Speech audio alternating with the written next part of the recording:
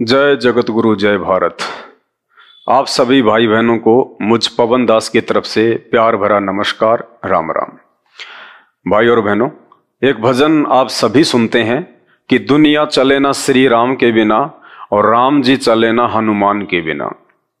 फिर बहुत सारे लोग ये सवाल भी खड़े कर देते हैं कि यदि ये दुनिया श्री रामचंद्र जी के बिना नहीं चल सकती, नहीं चल रही, तो फिर एक भारत देश को छोड़ के दुनिया के बाकी देश कैसे चल रहे हैं?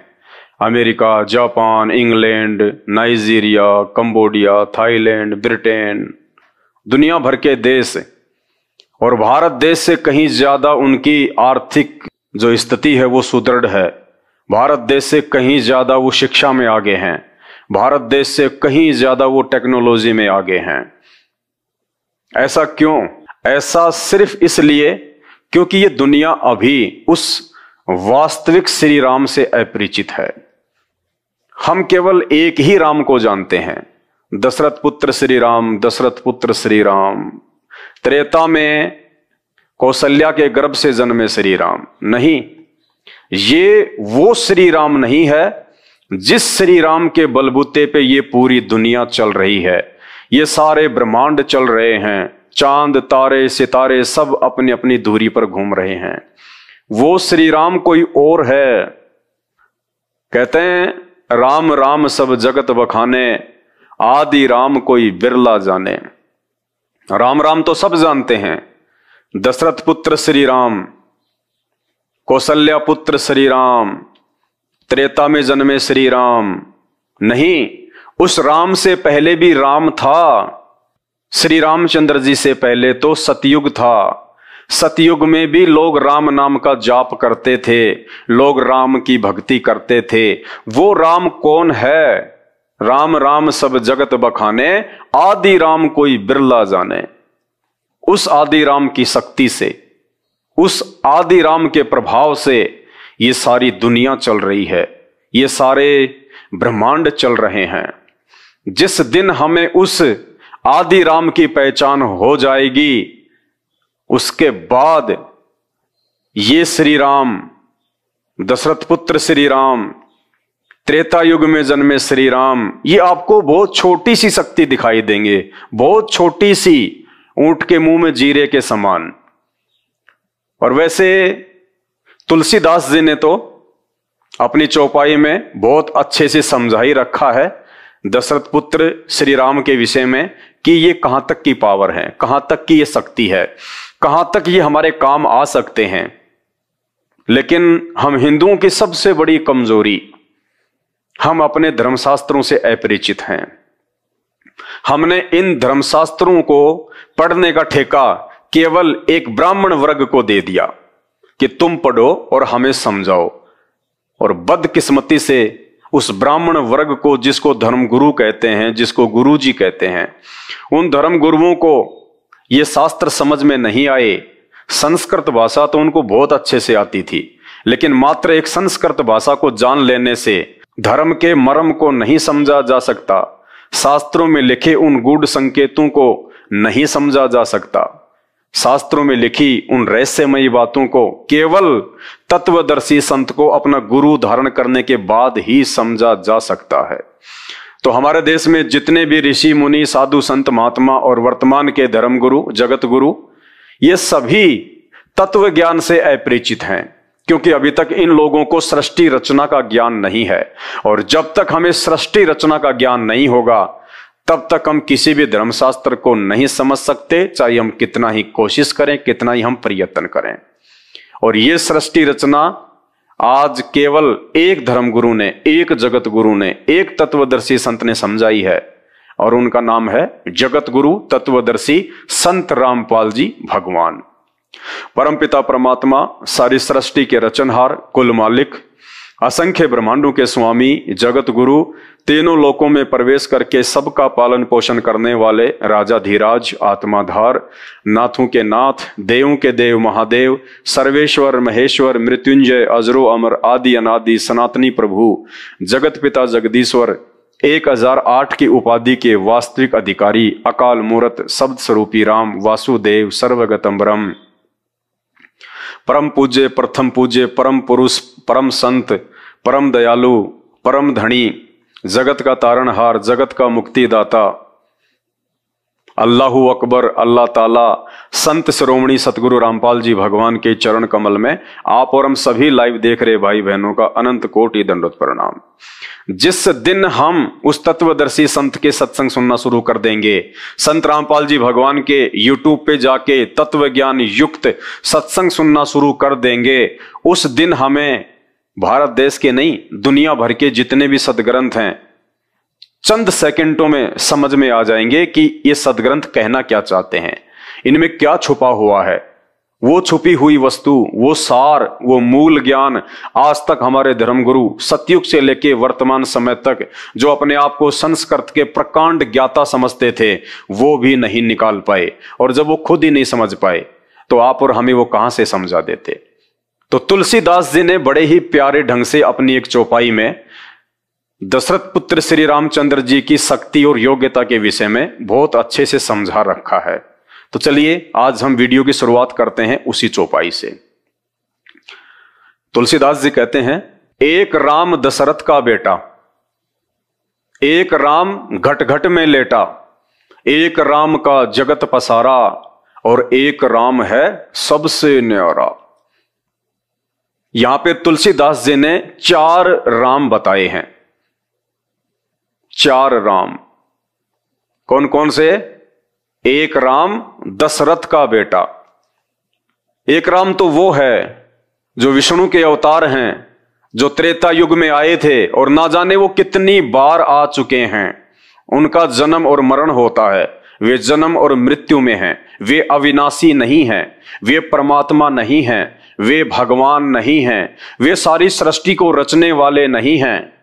ये आप और हमारी तरह एक जीव हैं, एक व्यक्ति हैं, एक इंसान है जो आज विष्णु की पोस्ट पे बैठे हुए हैं, और जब इनके पुण्य नष्ट होंगे ये विष्णु की पोस्ट से उनके पिता शैतान के द्वारा उतार दिए जाएंगे, और फिर ये अपना कर्म भोगने के लिए वापस इसी पृथ्वी लोक पे आएंगे। आप और हमारी तरह आम व्यक्ति भी बनेंगे, भिखारी भी बनेंगे, ये गरीब भी बनेंगे, राजा और सेठ भी बनेंगे, और फिर 84 लाख योनियों में भी जाएंगे। तो कहते हैं एक राम दशरथ का बेटा, जिसे अनजाने में लोग समझते हैं कि यही राम है, यही परमात्मा है, यही भगवान है। नहीं, ये तो तुलसीदास जी की चौपाई के पहले राम है, सबसे छोटे राम है। एक राम दशरथ का बेटा, एक राम घट घट में लेटा, एक राम जो सबके घट में है, जो सबके शरीर में है। क्या है वो राम? वो है हमारी आत्मा, हमारे प्राण। राम का मतलब क्या होता है? राम का मतलब होता है शक्ति। ये शक्ति का सूचक है, राम यानी शक्ति। जबकि दशरथ पुत्र श्री रामचंद्र जी के तो सिर्फ शरीर का नाम राम था, शक्ति का नाम राम नहीं था, केवल उनकी बॉडी का नाम था राम। राम शब्द केवल उनकी पहचान थी। राम कोई मंत्र नहीं है, राम कोई पूजा का जो है वो शब्द नहीं है। तो तुलसीदास जी ने जिस दूसरे राम का जिक्र किया है कि एक राम घट घट में लेटा, एक राम यानी वो प्राण, वो आत्मा राम जो हम सब के अंदर है। वो राजा दशरथ के अंदर भी थे वो राम सतयुग में भी थे, वो राम श्री रामचंद्र जी के अंदर भी थे, आत्मा रूप में, प्राण रूप में, जिनके बिना श्री रामचंद्र जी का भी जीवित रहना मुश्किल। और जिस दिन वो राम, वो प्राण, वो शक्ति, वो आत्मा इस शरीर से बाहर निकल जाती है, चाहे वो ब्रह्मा हो, चाहे विष्णु हो, चाहे शंकर जी हो, चाहे श्री कृष्ण हो, चाहे श्री राम हो, चाहे कोई जानवर हो, चाहे कोई इंसान हो, जिस दिन वो राम, वो शक्ति, वो प्राण, वो आत्मा उस प्राणी के शरीर से बाहर निकल जाती है, वो शरीर बेजान हो जाता है, वो मृत हो जाता है। तो 2 राम हो गए तुलसीदास जी के। एक राम दशरथ का बेटा जो आप और हमारी तरह एक इंसान, एक व्यक्ति। दूसरा राम, एक राम घट घट में लेटा। दूसरा राम हो गया आत्मा, प्राण जो सबके अंदर है। और एक राम का जगत पसारा। तीसरे प्रकार का राम कौन है? जिसका पूरे संसार में फैलाव है, जो हर जगह है, वो राम कौन है? एक राम का जगत पसारा, वो राम है शैतान, काल, ब्रह्मा विष्णु महेश का पिता, दुर्गा का पति, मुसलमान भाई जिसको अपना अल्लाह कहते हैं, हिंदू जिसे अपना भगवान कहते हैं, वो भगवान जो दिखाई नहीं देता, निराकार, वो है शैतान, काल। वो सबके सामने नहीं आता, वो आप और हमारी तरह शरीर में है, आकार में है, साकार है, एक मनुष्य के जैसा है, लेकिन वो सामने नहीं आता, वो अव्यक्त रहता है, वो गुप्त रहता है। कारण उसको एक भयंकर श्राप लगा हुआ है। वो श्राप क्या है, क्यों उसको श्राप लगा, क्या उसने भयंकर गलती की जिस कारण से आज वो सबके सामने नहीं आता है, उसको शर्म आती है। उसके लिए आपको YouTube पे जाके सर्च करना पड़ेगा, सृष्टि रचना संत रामपाल जी भगवान। जब तक आप ये सृष्टि रचना नहीं सुनेंगे संत रामपाल जी के मुख से, तब तक आप किसी भी धर्म को, किसी भी भगवान को, किसी भी शास्त्र को नहीं समझ पाएंगे। क्योंकि सृष्टि रचना सभी धर्मों को, सभी शास्त्रों को, सभी भगवानों को समझने का मूल मंत्र है। जिसको सृष्टि रचना समझ में आ गई कि ये शैतान कौन है, ये दुर्गा कौन है, ब्रह्मा विष्णु महेश कौन है, 33 करोड़ देवी देवता कौन है, दानव क्या है, मानव क्या है, चांद तारे सूरज ग्रह उपग्रह ब्रह्मांड पिंड खंड, ये 84 लाख प्रकार की योनियां, ये सब क्या हैं, क्यों बनाई गई, क्या आवश्यकता पड़ी थी, ये 84 लाख प्रकार की योनियां क्यों बनी, क्यों बनाई गई, ये सारा का सारा विवरण आपको सृष्टि रचना में सुनने को मिलेगा। और उसके बाद आपको दर बदर इन सभी देवी देवताओं की, इन भगवानों की, ब्रह्मा विष्णु महेश की और उनके अवतार श्री राम और श्री कृष्ण की, इन सब की औकात का, इनकी शक्ति का, इनके सामर्थ्य का चुटकियों में पता चल जाएगा कि वास्तव में असली राम कौन है, असली श्री राम कौन है और असली आदि राम कौन है। तो तीसरे प्रकार का राम जो तुलसीदास जी ने बताया कि एक राम का जगत पसारा, एक राम, ये शैतान, ये काल, जिसका तीनों लोकों में, 21 ब्रह्मांड में, यहां नीचे की सृष्टि में, क्योंकि इससे ऊपर तो और बहुत सारी रचना है, बहुत सारी जो है सृष्टि है, बहुत सारे लोक हैं, लेकिन इस काल भगवान ने, जिसको हम लोग निराकार कहते हैं, इसने उस परमपिता परमेश्वर आदि राम कबीर देव की भक्ति करके, तपस्या करके इसने 21 ब्रह्मांड प्राप्त किए हैं। तो ये केवल 21 ब्रह्मांड का राम है। तो ये है वो राम जिसको हम निराकार कहते हैं, जिसको तुलसीदास जी ने तीसरे प्रकार का राम कहा है कि एक राम का जगत पसारा। उस राम की शक्ति, उस शैतान की शक्ति, उस काल की शक्ति 21 ब्रह्मांड में सबके ऊपर है। उससे ऊपर ना श्री राम है, ना श्री कृष्ण है, ना ये ब्रह्मा विष्णु महेश है, क्योंकि ब्रह्मा विष्णु महेश तो उसके पुत्र हैं, और ना उस राम से ऊपर, उस निराकार, उस अव्यक्त, उस शैतान रूपी राम से ऊपर ना ही ये दुर्गा है, क्योंकि दुर्गा उसकी पत्नी है। दुर्गा उसके अधीन होकर सारे काम करती है। उसी राम रूपी शैतान की कुप्रेरणा से नारद ने विष्णु भगवान को श्राप दिया।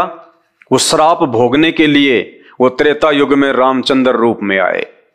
उसी राम रूपी शैतान के कुप्रेरणा के कारण कैकेयी ने राजा दशरथ से एक वरदान मांगा था, और समय आने पर रामचंद्र जी को 14 वर्ष का वनवास हुआ।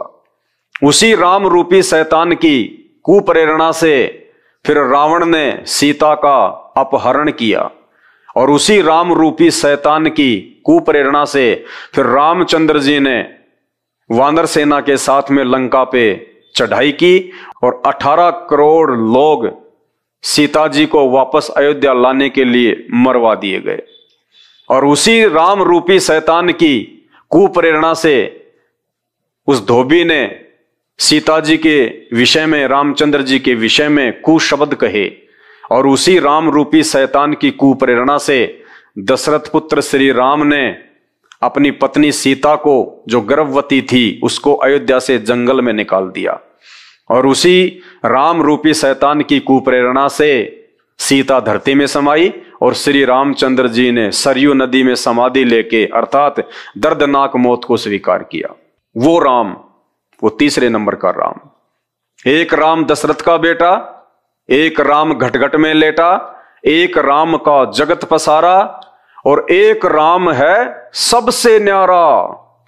वो सबसे न्यारा जो राम है जिसका जिक्र यहां पे तुलसीदास जी ने किया है, उस राम के विषय में कहा जाता है कि दुनिया चले ना श्री राम के बिना।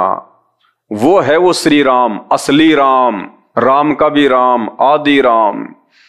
वो राम है जो पूरी दुनिया को संचालित करता है।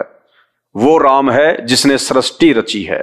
और जिस दशरथ पुत्र राम को हम अपनी अज्ञानता के चलते और इन धर्मशास्त्रों की संपूर्ण जानकारी ना हो पाने के चलते हम उन्हें भगवान मानते हैं, परमात्मा मानते हैं, सारी सृष्टि का पालन करने वाला मानते हैं, नहीं, ये श्री राम तो बहुत छोटी सी शक्ति है, बहुत छोटी सी। समुद्र के ऊपर जब पुल बनाया जा रहा था तो ये श्री राम, दशरथ पुत्र श्री राम तो समुद्र पे पुल भी नहीं बना सकते थे। और श्री राम ही नहीं, श्री राम तो चलो विष्णु जी के अंश अवतार थे, वो तो थोड़ी बहुत उनकी शक्ति लेके आए थे। स्वयं विष्णु, ब्रह्मा और शंकर ये तीनों मिलकर भी समुद्र पर पुल नहीं बना सकते थे। इनमें भी सामर्थ्य नहीं था, इनमें भी वो शक्ति नहीं थी कि ये तीनों मिलकर भी समुद्र पर पुल बना सकते। ये राम कहानी भी आपको संत रामपाल जी के सत्संगों से ही पता चलेगी।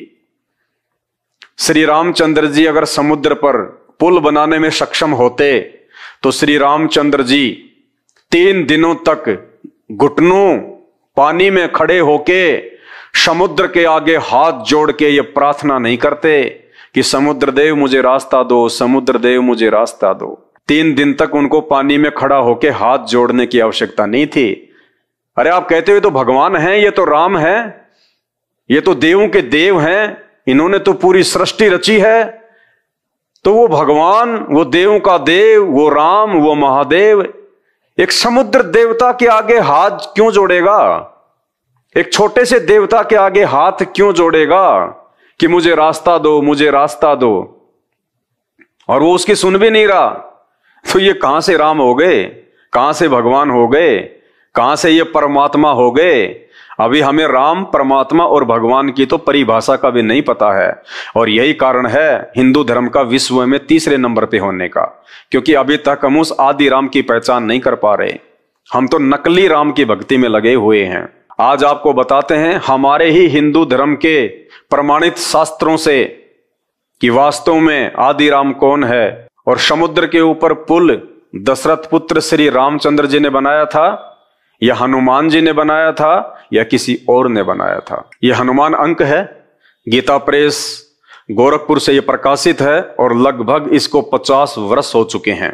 आपको इसी से दिखाते हैं। श्री हनुमान अंक है, गीता प्रेस गोरखपुर से यह प्रकाशित है और इसमें पेज नंबर 301 है। श्री हनुमान चरित सेतु निर्माण का यहां पे जिक्र किया गया है। सेतु निर्माण, और क्या कहा गया है? सर्वप्रथम भगवान श्री राम ने लंका में पहुंचने का मार्ग मांगने के लिए 3 दिनों तक समुद्र से प्रार्थना की। दशरथ पुत्र श्री रामचंद्र जी ने लंका पहुंचने के लिए 3 दिनों तक हाथ जोड़ के समुद्र से, एक देवता से, अपने नौकर से हाथ जोड़ के उन्होंने प्रार्थना की। अब यदि यही श्री राम, यही दशरथ पुत्र श्री राम यदि भगवान है, परमात्मा है, सारी सृष्टि का रचनहार है, सबसे ऊपर का भगवान है, इनसे बढ़ के और कोई परमात्मा नहीं है, तो भाई परमात्मा को किसी के आगे हाथ जोड़ने की आवश्यकता नहीं पड़ती है। जबकि यहां दशरथ पुत्र श्री राम मार्ग मांगने के लिए 3 दिनों तक समुद्र से प्रार्थना की, किंतु मूड जल निधि पर विनय का कोई प्रभाव न पड़ते देखकर वे कुपित हो गए, क्रोधित हो गए 3 दिन के बाद में श्री राम। भाई ये भगवान के लक्षण नहीं है, साधुओं के लक्षण नहीं है, परमात्मा के लक्षण नहीं है। परमात्मा कभी भी कुपित नहीं होते। जब वो साधु रूप में आते हैं, जब वो संत रूप में आते हैं, जब वो दुनिया को एक शिक्षा देने के लिए आते हैं, वो परमात्मा कभी भी कुपित नहीं होता है, वो क्रोध में नहीं आता है, वो आंखें लाल नहीं करता है आप और हमारे जीवों की तरह। फिर क्या अंतर हुआ उस भगवान में और हम जैसे दो कोटि के जीवों में? हम भी तो बात बात के ऊपर यदि कोई हमारी बात नहीं मानता है, हम भी तो जो है आंखें लाल कर लेते हैं, हम गुस्से में आ जाते हैं। और यही काम हमारे भगवान ने किया। जब समुद्र ने रास्ता नहीं दिया तो आंखें लाल कर ली। ये भगवानों के लक्षण नहीं होते, भगवान के लक्षण कुछ और हैं। संत रामपाल जी के सत्संग सुनेंगे तब पता चलेगा। किंतु मूढ़ जल निधि पर विनय का कोई प्रभाव न पड़ते देखकर वे कुपित हो गए, क्रोधित हो गए। उनके विशाल नेत्रों में लालिमा छा गई, विशाल नेत्रों में लालिमा छा गई। सुनने में बड़ा प्यारा लगता है, लेकिन इसका जो मीनिंग है वो ये है कि उनकी आंखें जो है राक्षसों की तरह गुस्से से लाल हो गई, क्रोधित हो गए, मरने मारने को तैयार हो गए। ये स्वभाव भगवान का नहीं होता, ये गुण राम के नहीं होते, ये एक इंसान के होते हैं, एक जीव के होते हैं। और वो भी वो इंसान, वो जीव जिसको आध्यात्मिक ज्ञान नहीं होता है, जिसको तत्व ज्ञान नहीं होता है, वो आंखें लाल करता है, वो अपने आपे से बाहर हो जाता है। जबकि श्री राम को तो आप भगवान कहते हैं, परमात्मा कहते हैं, और इनकी भी आंखें लाल हो गई जब इनकी बात किसी ने नहीं मानी। तो इनमें और हमारे में कोई ज्यादा अंतर नहीं है। उनके विशाल नेत्रों में लालिमा छा गई और उन्होंने ब्रह्मदंड के समान भयंकर वाण को अभिमंत्रित करके अपने श्रेष्ठ धनुष पर चढ़ाकर खींचते हुए कहा, आज समस्त प्राणी रघुकुलोदव राम का पराक्रम देख लें। और क्या कहने लगे, मैं समुद्र को अभी सुखा देता हूं, फिर हमारे कोटि कोटि वीर वानर भालू पैदल ही इसे पार कर जाएंगे। मैं अपने बाण से अभी समुद्र को सुखा देता हूं, फिर हमारे जो वीर सैनिक हैं, भालू बंदर, ये लंका को चले जाएंगे, समुद्र पार कर लेंगे। श्री रामचंद्र जी को, दशरथ पुत्र राम को क्या इतना भी ज्ञान नहीं है कि समुद्र की जो गहराई है वो अथाह होती है? अगर वे अपने बाण से समुद्र का पानी भी सुखा देते तो पहली बात तो वो कितने जीवों की हत्या कर देते। अनगणित समुद्र में जो जीव हैं, जो पानी के ऊपर निर्भर रहते हैं, कितने जीवों की हत्या हो जाती, कितनी मछलियां जो है वो तड़प तड़प के मरेंगी। तो ये साधुओं के लक्षण होते हैं, ये भगवान के लक्षण होते हैं। अरे भगवान जीवन दान देता है या किसी का जीवन लेता है अपने स्वार्थ के लिए, क्योंकि इनका स्वार्थ था समुद्र पे वो पुल बनाना, लंका में जाना, श्री राम का स्वार्थ था। और स्वार्थ क्या था? अपनी पत्नी को वापस लेके आना। तो एक आत्मा के लिए, एक अपनी औरत के लिए समुद्र में लाखों करोड़ों अरबों जीवों की वो हत्या करने पे आतुर हो गए। ये भगवान के लक्षण होते हैं, ये परमात्मा के लक्षण होते हैं? नहीं। और वैसे भी उसके बाद समुद्र में इतना गहरा खड्डा हो जाता, उनकी सेना फिर भी लंका में नहीं जा सकती थी। तो उनको इतनी भी कॉमन सेंस नहीं थी कि अगर पानी सुखा भी दिया तो समुद्र की गहराई का तो और छोर है ही नहीं, फिर कहां से सेना चली जाती? बताइए, देखते जाइए आगे। अचिंत्य शक्ति संपन्न महाभाव श्री राम के धनुष की प्रतंचा खींचते ही पृथ्वी कांपने लगी, पर्वत डगमगाने लगे और सूर्य देव की उपस्थिति में ही आकाश तथा दसों दिशाओं में अंधकार फैल गया। अंतरिक्ष से कर्कश ध्वनि के साथ वज्रपात होने लगे, समुद्र क्षुब्ध हो उठा और वह भय के कारण मर्यादा त्याग कर अपने तट से 1 योजन आगे बढ़ गया। मत्स्य और मकर आदि जल जंतु व्याकुल हो गए। तब जम्बू नद नामक सुवर्ण निर्मित आभूषण धारण किए स्त्रीग्ध वैदुमरीय मणि के समान दिव्य श्याम रूपधारी समुद्र हाथों में अपने ही अंतःस्थल में स्थित दिव्य रत्नों का उपहार लिए सीतापति श्री राम के सन्मुख उपस्थित हुआ। सागर ने अपरिसीमित शक्ति संपन्न प्रभु के चरणों में। अब देखिए श्री रामचंद्र जी को क्या कहा जा रहा है, सागर ने अपरिसीमित शक्ति संपन्न, अपरिसीमित शक्ति संपन्न यानी जिसकी शक्ति का कोई वारन पार ही नहीं है, जिसके बराबर शक्ति किसी और में हो ही नहीं सकती। बताइए, झूठी बढ़ाई कर रहा है ये सागर डर के मारे। अगर इतने ही बड़े शक्तिशाली थे तो 3 दिन तक हाथ जोड़ के क्यों खड़े थे? अपनी शक्ति का इस्तेमाल करते और समुद्र पर अपने बाणों से पुलिया बना देते, पूरी सेना को पार कर देते। या फिर जैसे मेघनाथ रावण का पुत्र अपनी लाखों करोड़ों की सेना को अपनी सिद्धि शक्ति से, अपनी शक्ति से आकाश में उड़ा के, और जिसने देवराज इंद्र के ऊपर धावा बोल दिया था और इंद्र को हरा दिया। इंद्र वहां से भागकर जंगलों में छुप गया और उसके बाद में बड़ी मुश्किल से इंद्र ने अपनी बेटी सुलोचना की शादी रावण के पुत्र मेघनाथ से की, फिर अपना पीछा छुड़वाया। तो भैया श्री रामचंद्र जी से ज्यादा शक्ति, ज्यादा पावर तो रावण के पुत्र मेघनाथ में था, इंद्रजीत में था। उसने अपनी शक्ति से अपनी सेना को उड़ा के आकाश में ले गया, इंद्रलोक में ले गया। जबकि यहां तो भाई साहब खाली एक पुड़िया ही पार करना था, आकाश में भी नहीं जाना था। 100-150 किलोमीटर की बात थी। तो श्री रामचंद्र जी तो रावण के पुत्र मेघनाथ के जितने भी शक्तिशाली नहीं थे, उनमें तो इतनी भी शक्ति नहीं थी। मेघनाथ तो इंद्रलोक में अपनी सेना ले गया उड़ा के, और श्री रामचंद्र जी ये दशरथ पुत्र एक समुद्र को भी पार नहीं करवा पाए अपनी सेना को अपनी शक्ति से। तो ये अपरिसीमित शक्ति के धनी नहीं थे, इनकी शक्ति जो है वो सीमित थी, एक लिमिट थी। जैसे एक तो 0 वाट के बल्ब होता है और एक होता है 100 वाट का बल्ब और एक होता है मरकरी। तो ये 0 वाट के बल्ब की तरह थे, इनमें वो शक्ति नहीं थी जो शक्ति वास्तव में उस परमात्मा में होती है, भगवान में होती है। सागर ने अपरिसीमित शक्ति संपन्न प्रभु के चरणों में अनुपम उपहार रखकर उन्हें साष्टांग प्रणाम किया। अब सागर तो दंडवत करेगा ही, वो तो महिमा गाएगा ही, क्योंकि श्री रामचंद्र जी ने आंखें लाल करके बाण जो तैयार कर रखा था, तो डर के मारे तो भाई साहब ये कहावत है कि मुसीबत में तो गधे को भी बाप बनाया जाता है।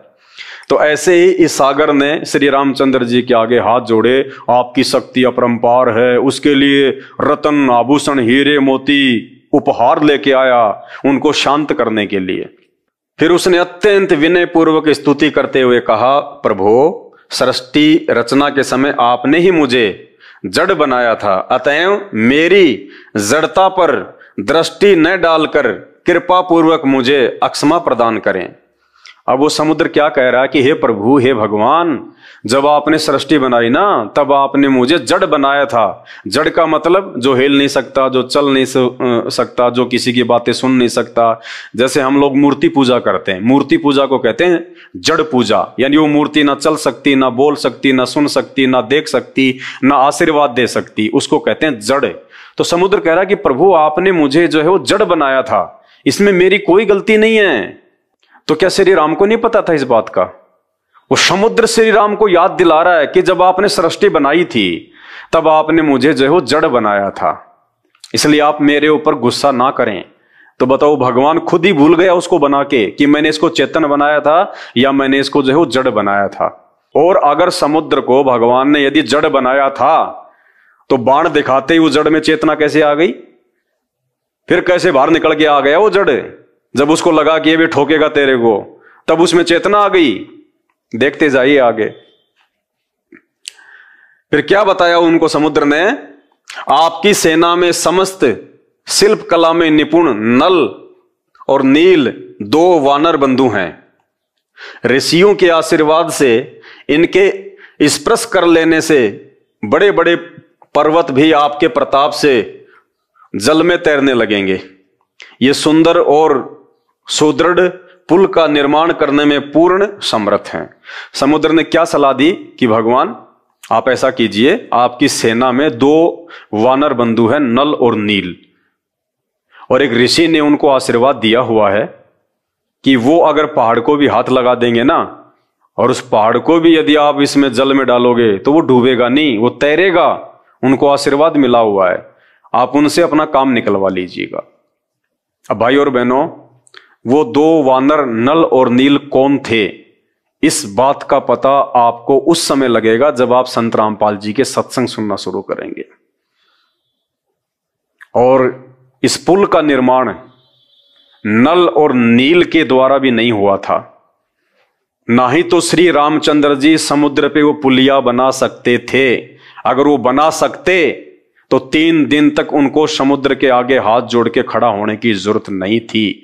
अगर उनमें वो शक्ति थी तो उसी समय वो अपनी शक्ति से पुलिया बना के अपनी सेना को पार ले जाते। ना ही वो पुल श्री हनुमान जी के द्वारा उन पत्थरों पे राम राम लिखने से बने। बहुत सारे भाई लोग कह देते हैं कि हनुमान जी ने उन पत्थरों पे राम राम लिख दिया था और राम नाम के प्रभाव से वो पानी में जो है वो तैरने लगे। नहीं, अगर हनुमान जी के राम राम लिख देने से अगर वो पत्थर पानी पे तैरने लगते तो रामचंद्र जी जब 3 दिन तक हाथ जोड़ के खड़े हुए थे उस समय हनुमान जी क्यों नहीं आए? वो तो उनके पास में रहते थे, उनके बेहद नजदीक थे। वो कह देते कि भगवान आप क्यों हाथ जोड़ रहे हो, आपके हनुमान में वो पावर है, जिस पत्थर पे राम लिख दूंगा वो पानी में तैरने लगेगा। नहीं, श्री हनुमान जी के राम राम लिखने से भी वो पत्थर पानी में नहीं तैरे थे, और ना ही नल और नील के द्वारा हाथ लगाने से वो पत्थर उस पानी में तैरे थे।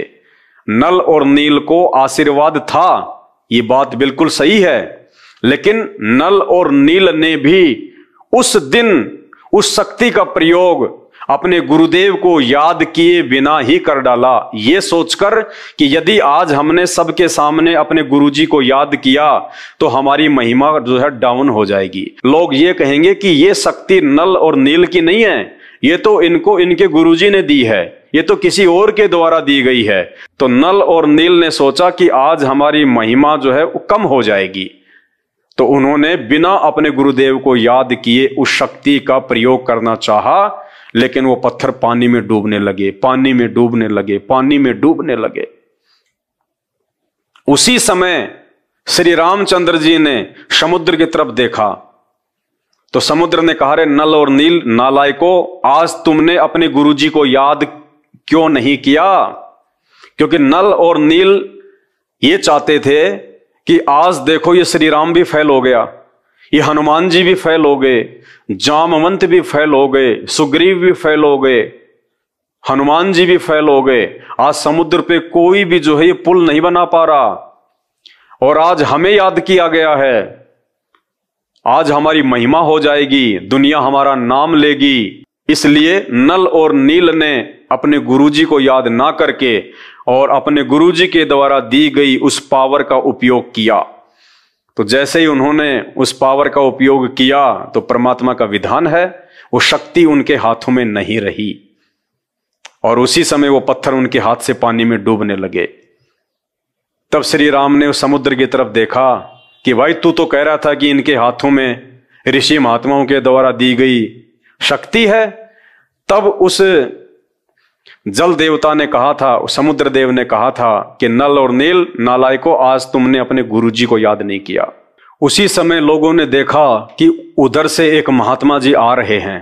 वो महात्मा कौन थे? वो मुनिंद्र ऋषि थे। मुनिंद्र ऋषि कौन थे? मुनिंद्र ऋषि त्रेता युग में वो कबीर परमात्मा, वो आदि राम, सारी सृष्टि का रचनहार, वेद जिसकी महिमा गाते हैं, वो आदि राम, वो कबीर परमेश्वर त्रेता युग में मुनिंद्र ऋषि के नाम से धरती पे आए हुए थे, प्रकट थे।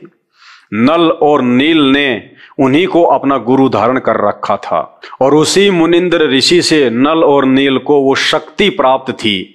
वो शक्ति उस ऋषि ने, परमात्मा ने नल और नील को क्यों प्रदान की, इसके पीछे एक छोटी सी कहानी है। ये सत्यता आपको केवल संत रामपाल जी के सत्संग से पता चलेगी। इसलिए छोटा सा ये सत्संग है नल और नील का, आप सुनिए परमपिता परमेश्वर सतगुरु रामपाल जी भगवान के मुख कमल से। उसके बाद में आगे आपको बताएंगे कि श्री रामचंद्र जी के करोड़ों जन्म हो चुके हैं। इसी पुस्तक में करोड़ों जन्म, हनुमान जी करोड़ों जन्म ले चुके हैं। ये जन्म और मरण में है, ये पूर्ण शक्ति नहीं है। पहले ये सत्संग सुनिए, फिर आपको आगे वीडियो में बताएंगे। परमात्मा कहते हैं, चलने से पहले सोच रे भाई, तुम कहां करोगे विश्राम। कोई भी प्राणी घर छोड़ने से पहले किसी दूर देश में जाता है तो पहले ही वो आइडिया लगा लेता है कि किसी धर्मशाला में रुकूंगा, या कोई रिश्तेदार या मित्र प्यारे का कोई एड्रेस, उसका पता नोट करता है, वहां रात काटूंगा। परमात्मा कहते तुम संसार छोड़कर जाते हो, कभी चिंता ही नहीं करते कि आगे हमारा कहाँ विश्राम होगा। इससे बड़ी नालायकी और क्या होगी, इससे बड़ी भूल आपकी क्या होगी। तो पुण्यात्माओं, सत्संग में ये ज्ञान होता है, आत्मज्ञान होता है और परमात्म ज्ञान होता है। अभी तक हमें केवल अज्ञान सुनाया गया था ऋषि मंडलेश्वरों के द्वारा। ये अध्यात्म ज्ञान से परिचित नहीं थे, ये तत्व ज्ञानहीन अर्थात ज्ञान नेत्रहीन अंधे थे। ये केवल कहते थे आत्म चिंतन करो, आत्म ज्ञान हो जाता है तो जीव का कल्याण हो जाता है। आत्म चिंतन का अर्थ है, आत्म ज्ञान का अर्थ है अपने विषय में जानकारी, तू कौन है, कहां से आया था और इस जन्म मृत्यु के चक्कर में तू कैसे फंसा हुआ है। ये तो है आत्मज्ञान। और परमात्म ज्ञान भी, कौन है परमात्मा, कैसा है भगवान, कहाँ रहता है, उसकी क्या पहचान है, उसका प्रमाण कहाँ है जो हम भगवान बताने जा रहे हैं कि ये है परमात्मा, ये है कंप्लीट गॉड, पूर्ण परमात्मा। तो वो कहाँ प्रमाणित है, और फिर उसका पता जब लग जाता है तो वो परमात्म ज्ञान है। तो आज सत्संग सुबह चल रहा था, आपने सत्संग में सुना कि परमात्मा को पहचानने के लिए उसके कुछ लक्षण होते हैं। आपको बताया गया कि श्री कृष्ण जी अर्थात विष्णु जी श्री राम और श्री कृष्ण रूप में अवतरित हुए थे, जन्म लिया था, और उन्होंने जो लीलाएं की उन्हीं के आधार से हमने उनको भगवान मान लिया।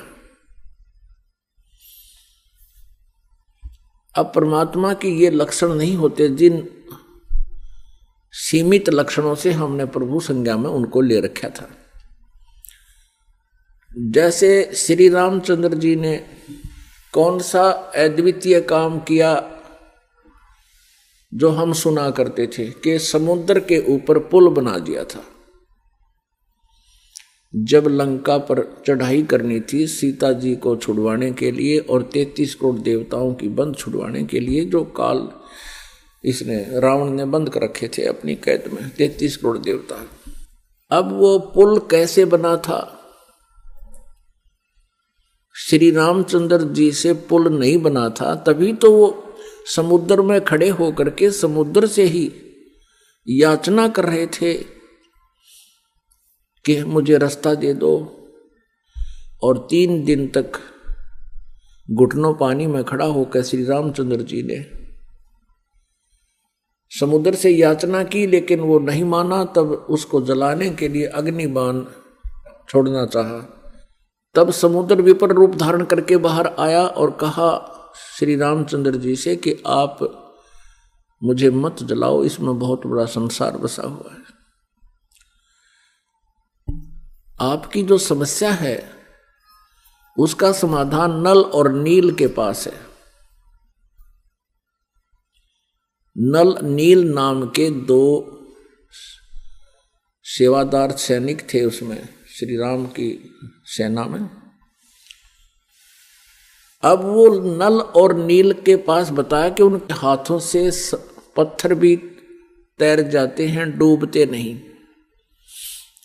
अब यहां थोड़ा सा संक्षिप्त विवरण देना पड़ेगा कि नल और नील को ये शक्ति कहां से प्राप्त हुई थी। नल और नील ये दोनों आपस में मुसेरे भाई थे, यानी मौसी के बेटे थे। इनकी माताएं बहन थी। इन दोनों के ऊपर एक बहुत बड़ा भयंकर कष्ट था, 3 ताप का। सभी ऋषि महर्षियों से इन्होंने याचनाएं की थी और देसी वैद्य जितने भी वैद्य थे आयुर्वेदिक, उनसे भी उन्होंने ट्रीटमेंट कराया, कोई राहत नहीं मिली। फिर ऋषि महर्षियों और झाड़ फूक करने वालों से सब जगह उन्होंने अपना इलाज करवाया, कोई राहत नहीं मिली। अब ऋषि महर्षियों ने, संतों ने ये बता दिया कि तुम्हारे ये प्रारब्ध में लिखा हुआ, तुम्हारे भाग्य में लिखा हुआ है, इसको कोई नहीं मिटा सकता। नल और नील तुम्हें आजीवन भोगना पड़ेगा। वो महादुखी थे। जिस व्यक्ति को ये पता लग जाए कि तेरा रोग लाइलाज है, असाध्य हो चुका है, तो उसकी स्थिति वो स्वयं ही जान सकता है। फिर भी आत्मा के अंदर एक विशेष कसक होती है, उसको परमात्मा का दिया हुआ एक विशेष ज्ञान होता है उसको, आत्मा को, कि परमात्मा हमारे सब दुखों को दूर कर सकता है। इसलिए इसको इतना जवाब मिलने के बाद भी ये प्रयत्नशील रहती है। इसी उद्देश्य से नल और नील कबीर परमेश्वर जी के सत्संग में चले गए। उस समय त्रेता युग में परमेश्वर कबीर देव जी मुनिंदर नाम से आए हुए थे। मुनिंदर ऋषि नाम से प्रकट थे, सहश्री रहते हैं परमात्मा। और मुनिंदर ऋषि जी की उन्होंने कहीं कई जगह से महिमा सुनी थी कि बड़े महापुरुष हैं, उनके आशीर्वाद से भयंकर से भयंकर रोग समाप्त हो जाते हैं, भाग्य बदल देते हैं वो प्रभु। नल नील को विश्वास नहीं रहा था कि ऐसे ऐसे मंडलेश्वरों के पास हम जा चुके हैं, ऐसे ऐसे सिद्धों के पास जा चुके हैं, हमें कोई राहत मिली नहीं। फिर भी इत्फाक परमात्मा की रजा होती है। उनको सहज में कबीर परमेश्वर जी का ये सत्संग सुनने का अवसर मिला। ज्यों ही परमेश्वर के चरणों में उन्होंने नमस्कार किया, परमेश्वर ने आशीर्वाद दिया, दोनों के वो रोग ठीक हो गए, कति स्वस्थ हो गए। बड़े अचंभित हुए, चरणों में पड़ के रोने लगे, हे परमात्मा आप कहाँ छुपे थे। सारी कहानी बताई कि हमारे को सब ने ये जवाब दे दिया था कि अब तुम्हारा कहीं इलाज नहीं है। हे परमेश्वर आपने बहुत दया करी हम दुखी दिनों पर। तब परमेश्वर ने कहा बेटा ये तो एक कष्ट दूर हुआ है, आपके भाग्य में तो बहुत कष्ट हैं, असंख्य जन्मों से तुम जन्म और मर रहे हो। उसका परमानेंट ट्रीटमेंट ये है कि आप उपदेश लो हमारे से, अन्यथा और इससे भयंकर आपत्ति भी आप पर आ सकती है। अब नल नील ने कहा भगवान हम आपके शिष्य, आप हमारे गुरु, हमें उपदेश दे दीजिए। परमेश्वर ने उपदेश दे दिया और कहा बेटा सत्संग में आते हैं साधु संत भक्त, कोई रोगी बीमार, क्योंकि कबीर परमेश्वर के पास भी दुखी प्राणी ज्यादा आते थे, कोई लंगड़े लूले, कोई अंधे गूंगे, कोई वृद्ध बीमार।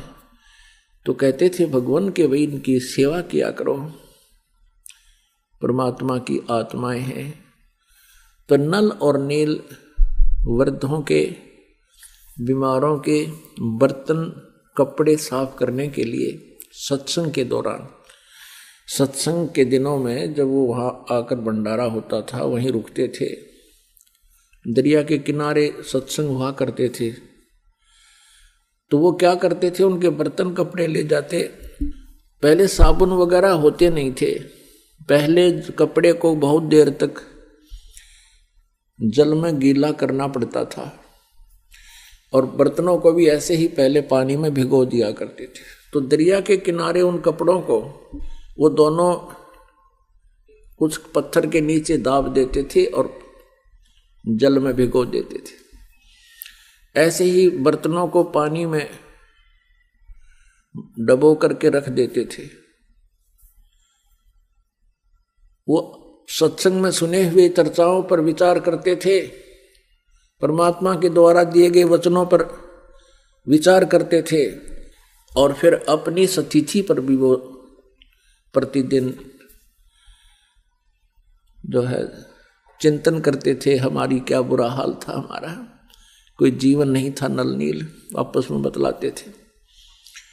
परमात्मा आए हैं, जनता पता नहीं कब समझेगी, कहते हैं कोई मानता नहीं है। इस तरह की चर्चा वो किया करते थे। इतने में क्या होता कि कुछ तो कपड़े बह जाते पानी में जो वहां भिगो रखे थे, कोई बर्तन बह जाता था, उनको पता नहीं चलता। वो जितने भी शेष बचे होते उनको धो मांझ कर लाकर रख देते। किसी का कपड़ा नहीं, किसी का गिलास नहीं, किसी की थाली नहीं, क्योंकि सब अपने अपने बर्तन साथ लेकर जाते थे। तो वो कहने लगे भाई हमारे बर्तन इतने लेकर गए थे, तुम वापस कम लाए हो, अब हम गरीब, हम कहाँ जाएं। कोई कहता हमारे वस्त्र ऐसे थे, आप वापस पूरे नहीं लाए हो। अब वो ये कहते कि हम तो जितने ले गए थे उतने ही लाए हैं। नल नील ये कहते थे कि जितने हम लेकर गए थे हम तो सभी ले आए, वहां कोई नहीं रहा है। जो जल में बह जाते थे उनका ज्ञान नहीं होता था। तो भक्तजन कहने लगे भैया आप हमारी सेवा मत करो, हम तो परेशान हो गए, अब हफ्ता 5-4 दिन रुकने हैं, अब कहाँ से कपड़े लाएं, कहाँ से बर्तन लाएं हम। लेकिन वो हाथ जोड़कर कहते थे कि अब के हम बहुत सावधान होंगे, आप गुरुदेव को ना बताना, नहीं तो हमारी सेवा छीन ली जाएगी। और उनको ये डर था कि कहीं परमात्मा हमसे रुष्ट हो जाए और सेवा छीन ले तो हम कहीं फिर से उसी प्रकार कष्ट ना आ जाए हमारे पर, उसी तरह दुखी ना हो जाए। तो उन्होंने कुछ दिन फिर नहीं उनको बताया, तो फिर भी वो दुखी होकर आखिर में परमात्मा से उन्होंने अर्ज करनी ही पड़ी। परमेश्वर मुनिंदर जी के सामने कहा कि गुरुवर ये नल नील की इरादा तो है अच्छा कि ये सेवा करें, लेकिन भगवान ये हमारे वस्त्र ले जाते हैं। वहाँ देखने वालों ने बताया कि ये वहाँ बैठ कर के परमात्मा की चर्चा करने लग जाते हैं, कपड़े और बर्तन दरिया में बह जाते हैं। हमारी इतनी अर्ज है, इनसे प्रार्थना, इनसे आदेश दे दो ये हमारे वस्त्र और कपड़े ना ले जाओ, हम अपने आप कर लेंगे जैसा हमसे बनेगा। इनका इरादा गलत नहीं प्रभु, ये ध्यान मस्त हो जाते हैं, आपके वचनों को सुन सुनकर गदगद होते हैं, कभी रोते हैं कभी हंसते हैं। जब नल और नील को ये पता चला कि आज तुम्हारी शिकायत हो गई है और गुरुदेव कहीं तुम्हारी सेवा ना छीन ले और नाराज ना हो जाए, हाथ जोड़कर खड़े हो गए। कहने लगे प्रभु अवश्य हमसे भूल बनी होगी, लेकिन हमारा इरादा ठीक है प्रभु, हम चाहते हैं सेवा करें। और परमात्मा के चरणों में गिरकर रोने लगे कि हमारी सेवा ना छीनना परमेश्वर, हम बहुत ध्यान देंगे। वो शिकायत करता कहते भगवान ये प्रत्येक बार ऐसा ही बोलते हैं और ये वहाँ जाकर के भूल जाते हैं, भगवान की चर्चा में ये ज़्यादा ही मस्त हो जाते हैं, इनके बस की बात नहीं। तब परमात्मा ने देखा और कहा कि बेटा तुम्हारी सेवा नहीं छीनते, खूब सेवा करो। आशीर्वाद दे दिया कि आज आपके हाथ से जल के अंदर कोई भी वस्तु नहीं डूबेगी, पत्थर भी क्यों ना हो।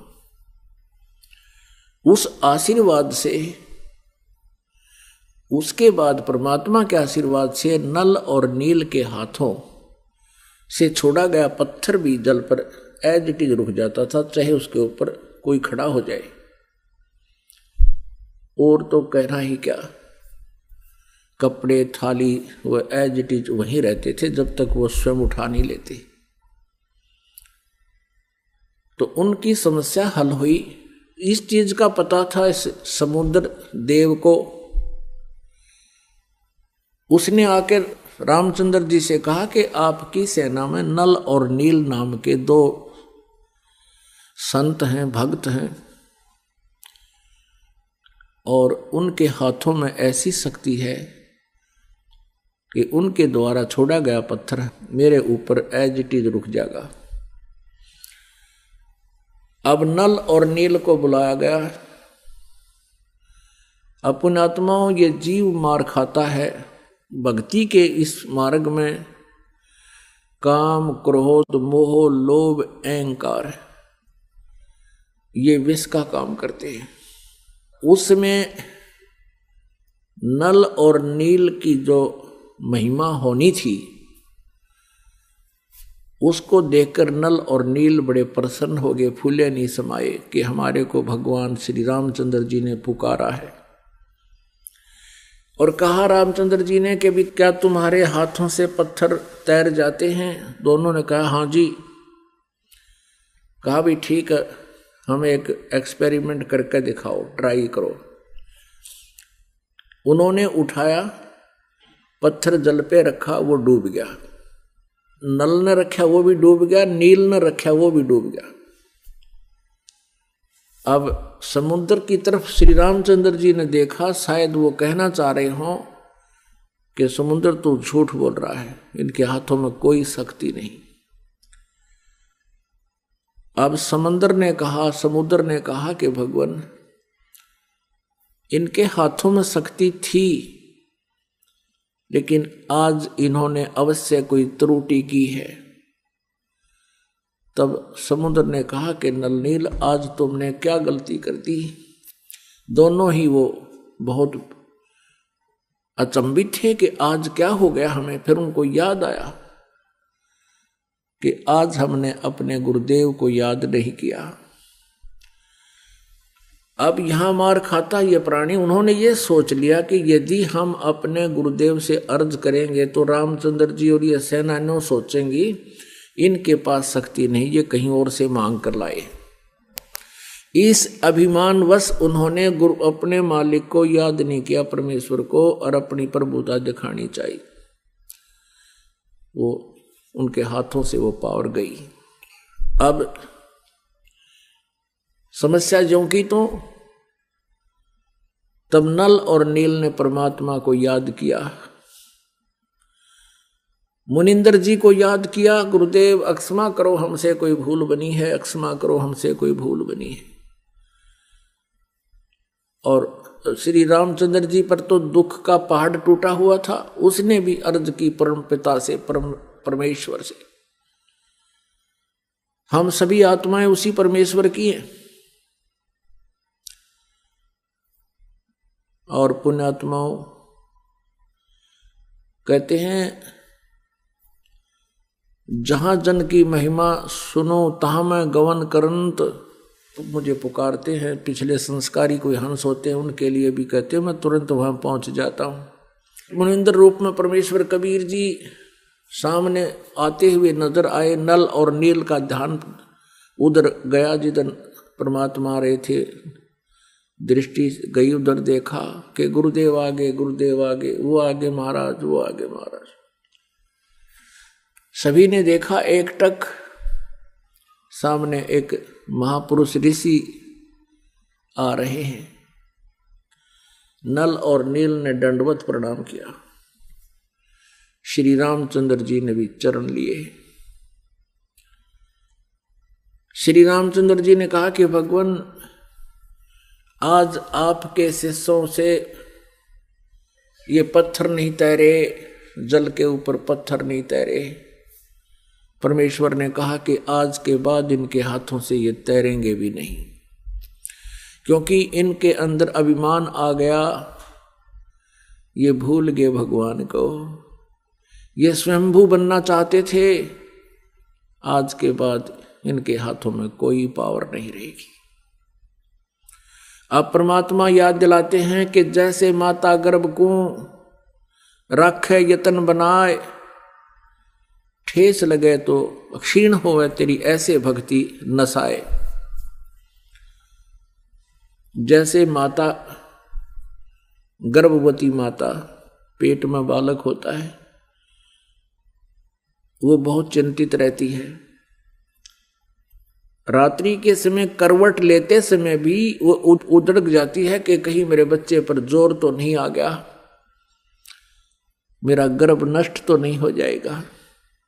चलती है तब भी ऊंचे नीचे पर पैर रखकर बहुत ध्यान से चलती है, कहीं मेरा बच्चा, मेरा गर्भ ना खराब हो जाए।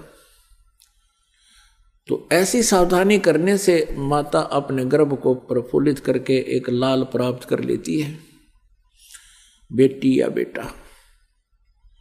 तो यहां परमात्मा कहते हैं जैसे माता गर्भ को राखे यतन बनाए और ठेस लगे तो छिन्न होए तेरी ऐसे भक्ति जावे।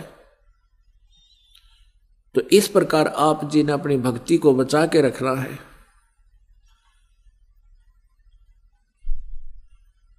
काम, क्रोध, मोह, लोभ, अहंकार ये इसके शत्रु हैं।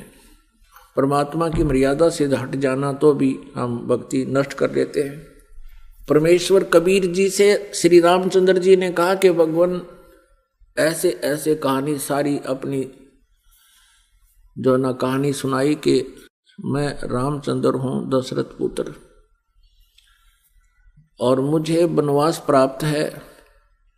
उस वनवास के कष्ट में एक और कष्ट हमें आ गया कि रावण, लंकापति रावण ने मेरी पत्नी उठा ली, उसको कैद कर रखा है। उसको हम छुड़वाने के लिए बहुत प्रयत्न कर चुके हैं। हमने बहुत शांति दूत भेजकर भी प्रार्थना की है, पर वो मानता नहीं। और हमने सेना लेकर जाना है, ये पुल बनाना था इस समुद्र के ऊपर। प्रभु आप अपने शिष्यों को शक्ति दे सकते हो, मुझ पर भी कृपा करो, मेरा ये कार्य सिद्ध हो। तब परमेश्वर कबीर जी ने कहा कि मैं अभी इस पहाड़ के चारों तरफ, मुझे पता था तेरी आपत्ति का, इस पहाड़ के चारों तरफ अपनी सोटी से, एक पहाड़ था वहां से कम 4-5 किलोमीटर की दूरी पर, इस पहाड़ के चारों तरफ मैंने रेखा खींच दी है अपनी सोटी से, डंडे तक। इसके बीच बीच के पत्थर मैंने हल्के कर दिए हैं, फ्लोटिंग बना दिए, इनको आशीर्वाद दे दिए। और इस पहाड़ से जितना तुम बना सकते हो पुल बना लो। एक्सपेरिमेंट के लिए हनुमान जी को भेजा, वहां लाया, वहां से पत्थर उठा के उसको पटक दिया, वहां पर वो कई टुकड़े हो गया। उनको उठा करके फिर नल और नील में एक और कारीगरी थी, एक विशेषता थी, वो शिल्पकार भी थे। नल और नील ने उनको छोल कूट पीट के एक दूसरे में फंसाया था और वहां रखे गए, तब वो पत्थर तैरे थे, तब वो पुल बना था। अब हम सुना करते थे, जैसे हनुमान जी क्या करते थे, हनुमान जी पत्थर वहां से, क्योंकि 4-5 किलोमीटर से उठा के लाना था और पुल के ऊपर भी आगे चल चल के डालना था, लंबाई बहुत बढ़ती चली गई थी। हनुमान जी क्या करते थे, पत्थर पर राम लिख लेते थे, राम,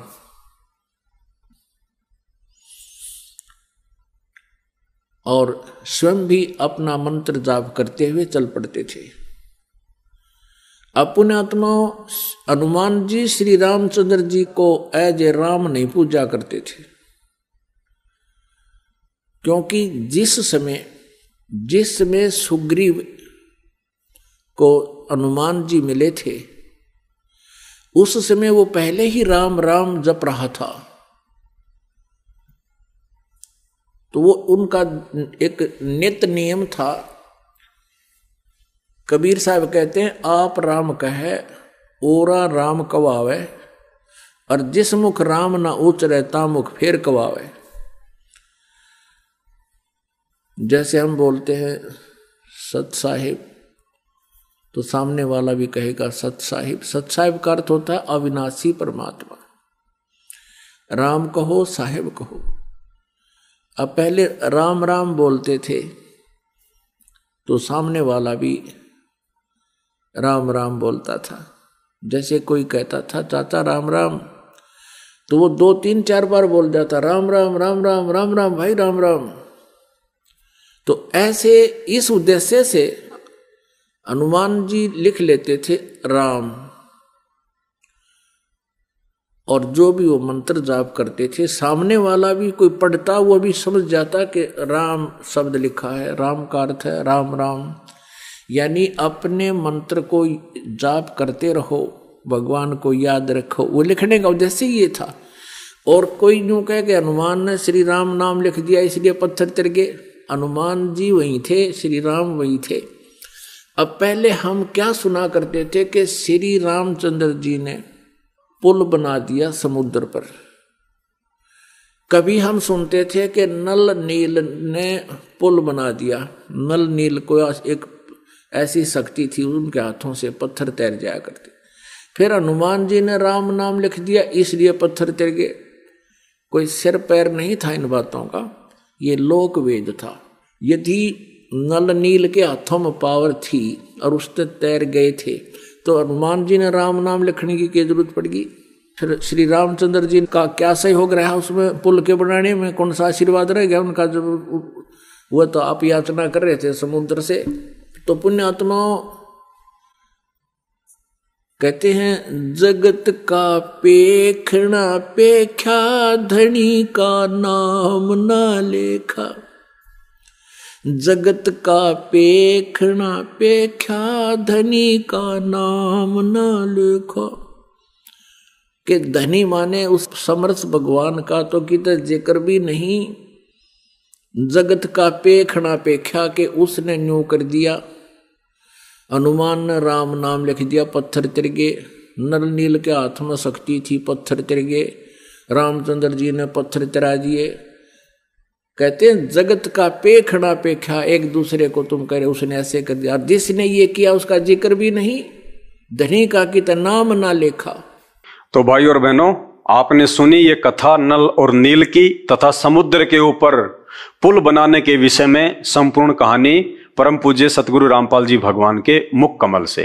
अब आपको अच्छे से सब कुछ समझ में आ गया होगा कि वो ऋषि कौन थे, वो साधु कौन थे जो नल और नील के गुरु थे और जिन्होंने श्री रामचंद्र जी की प्रार्थना पर समुद्र पर वो पुल बनाया था। ये हकीकत है और ये हकीकत आपको उस समय और अच्छे से समझ में आएगी जब आप YouTube पे जाके सर्च करेंगे सृष्टि रचना संत रामपाल जी भगवान। अब देखिए आगे, अब जैसे ही समुद्र के ऊपर वो पुल बनना शुरू हो गया तो श्री रामचंद्र जी ने दौरा किया।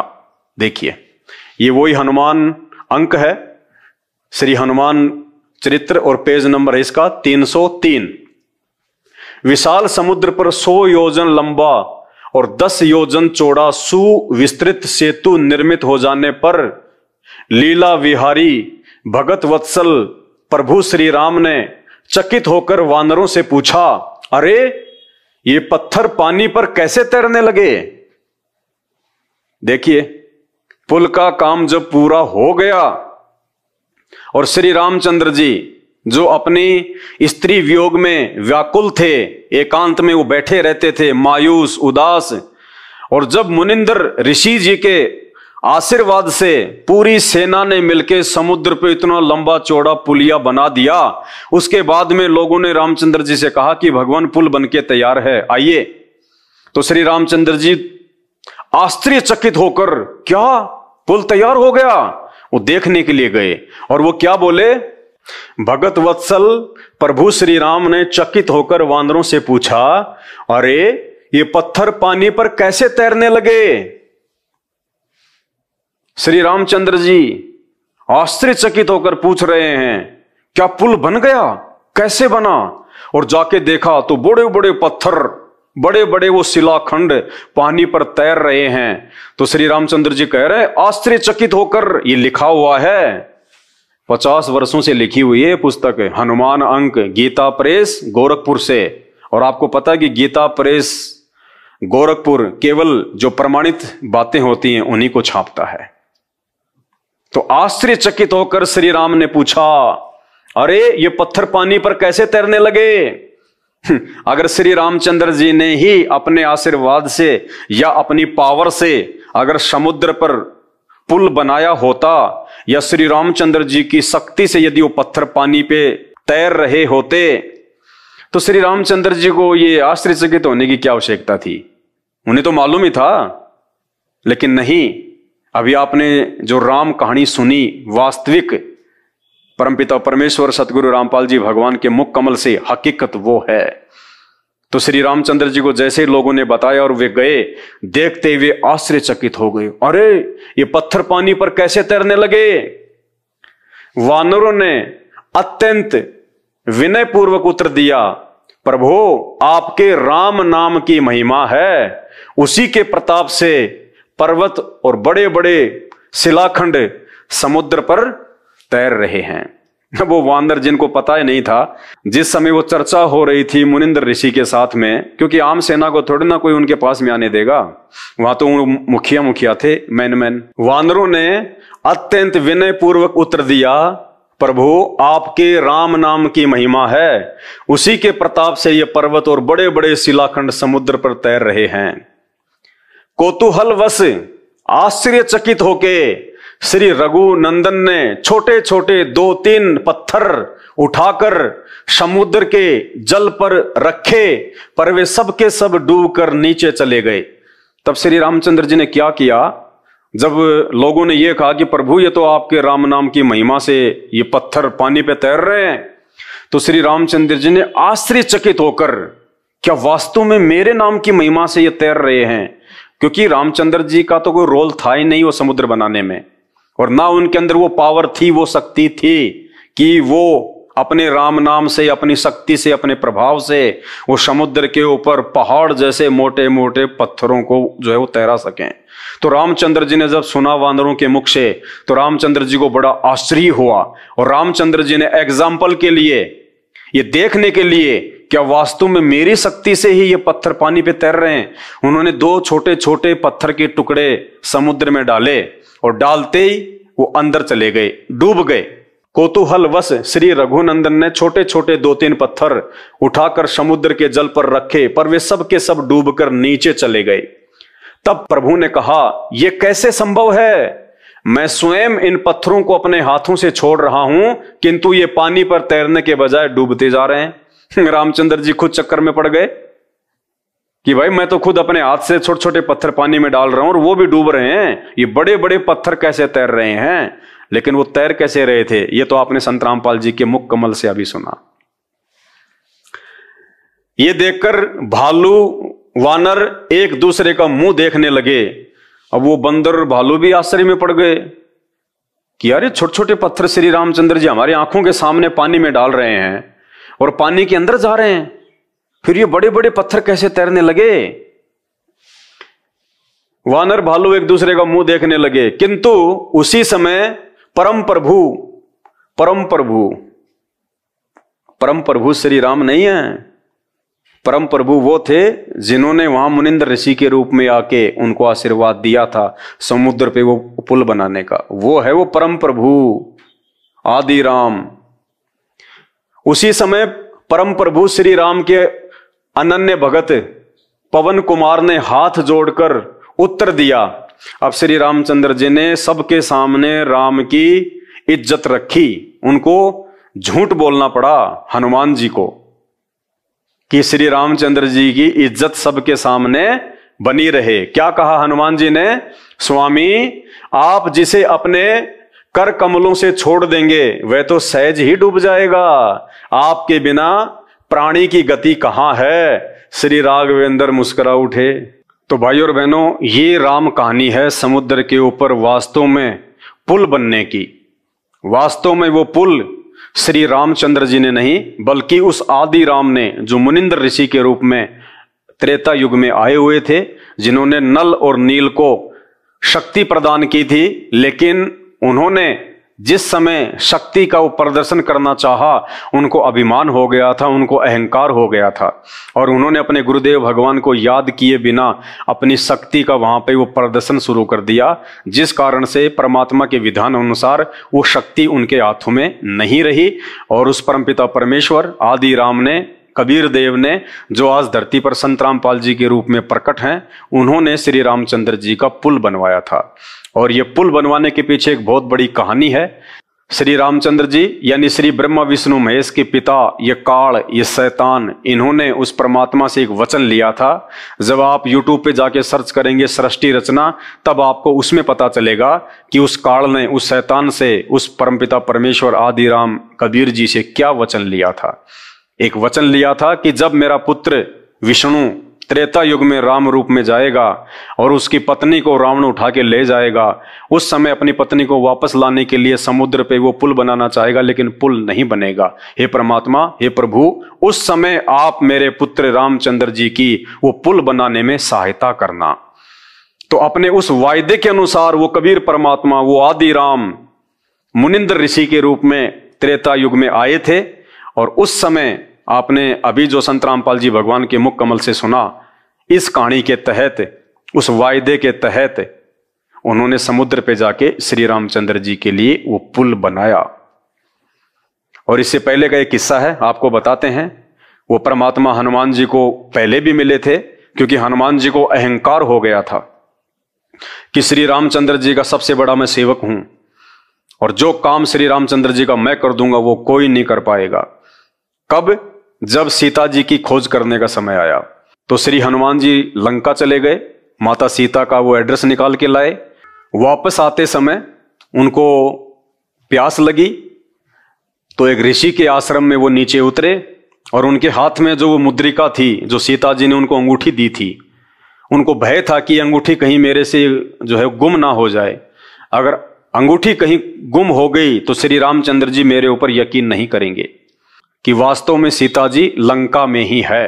तो देखिए, आपको इसी पुस्तक से दिखाते हैं। ये वही पुस्तक है, श्री हनुमान अंक रघुपति प्रिय भगत वात जातम नमामि। इसका पेज नंबर है ये 292 हनुमान अंक का। और इसमें क्या लिखा हुआ है?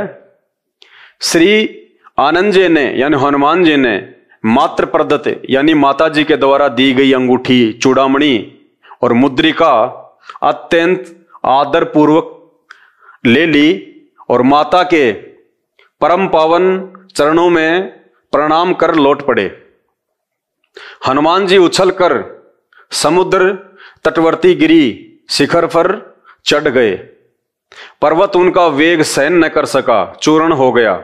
उसी समय लोक पिता मां ने यानी ब्रह्मा जी ने श्री हनुमान जी के द्वारा लंका दह के विस्तृत विवरण से पूर्ण एक पत्र श्री राम को देने के लिए हनुमान जी को दिया।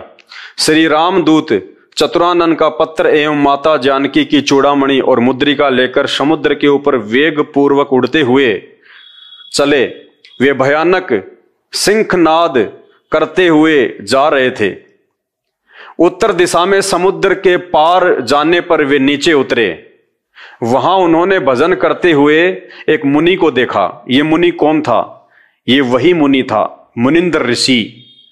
परमात्मा दूसरा रूप बना के वहां पे एक तपस्वी के रूप में, एक महात्मा के रूप में, एक मुनि के रूप में वहां पे वो जो है विराजमान हो गए, जिन्होंने समुद्र पे श्री रामचंद्र जी का पुल बनवाने के लिए अपनी शक्ति से उन पत्थरों को हल्का किया था। वही परमात्मा एक मुनि के रूप में वहां पे आश्रम में विराजमान हो गए। हनुमान जी ने उन विरक्त मुनि से कहा, मुनिवर, मैं भगवान श्री राम के आदेश अनुसार उनकी प्राण प्रिया जनक दुलारी का पता लगाकर समुद्र पार से आ रहा हूं। मैं तृष्णा विक्के से व्याकुल हूं, यानी मुझे प्यास लग रही है, कृपया कोई जलाशय बताइए। तपस्वी मुनि ने जप करते हुए अपनी तर्जनी अंगुली से जलाशय की ओर संकेत कर दिया। जब हनुमान जी तपस्वी मुनि को अपनी लंका यात्रा का विवरण सुना रहे थे, तब अपनी उपलब्धियों की स्मृति से उनके हृदय में बड़प्पन की भावना स्फुरण हो गई, यानी उनको अहंकार हो रहा था उस समय कि जो काम मैंने कर दिया श्री राम के लिए, माता जानकी का एड्रेस निकालकर, वो काम और कोई नहीं कर सकता था। यानी उस मुनि को, उस परमात्मा को, वो तो अंतर्यामी थे, उन्हें पता चल गया कि हनुमान जी के अंदर अहंकार उत्पन्न हो गया है। और भगत में यदि अहंकार उत्पन्न हो जाता है तो वो भक्ति और भगवान की कृपा से कोसों दूर हो जाता है।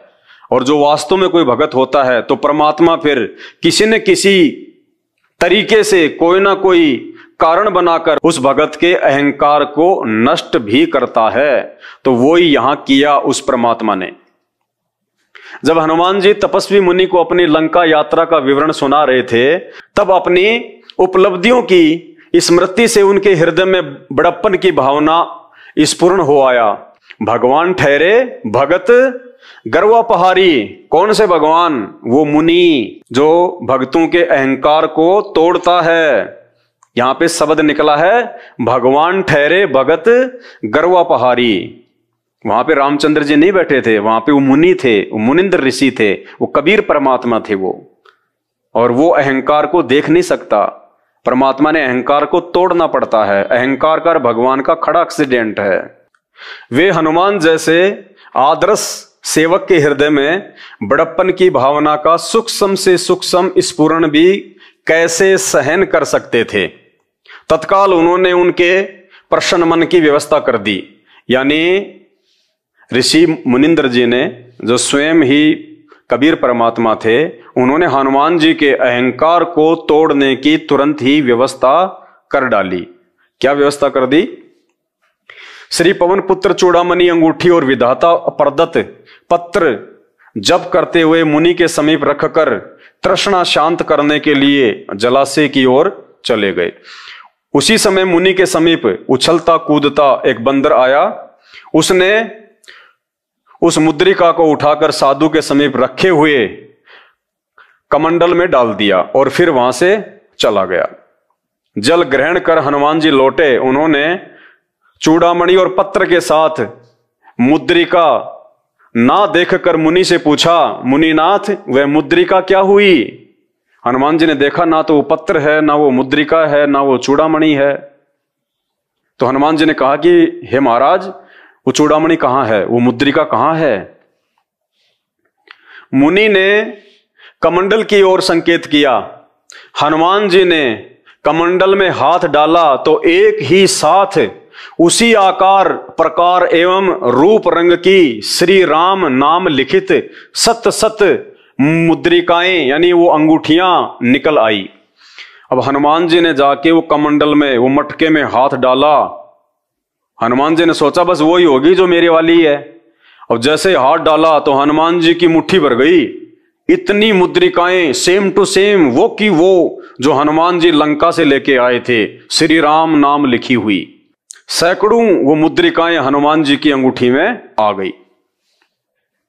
श्री पवन पुत्र ने पुनः कमंडल में हाथ डाला, फिर वैसी सैकड़ों मुद्रिकाएं निकल आ गई।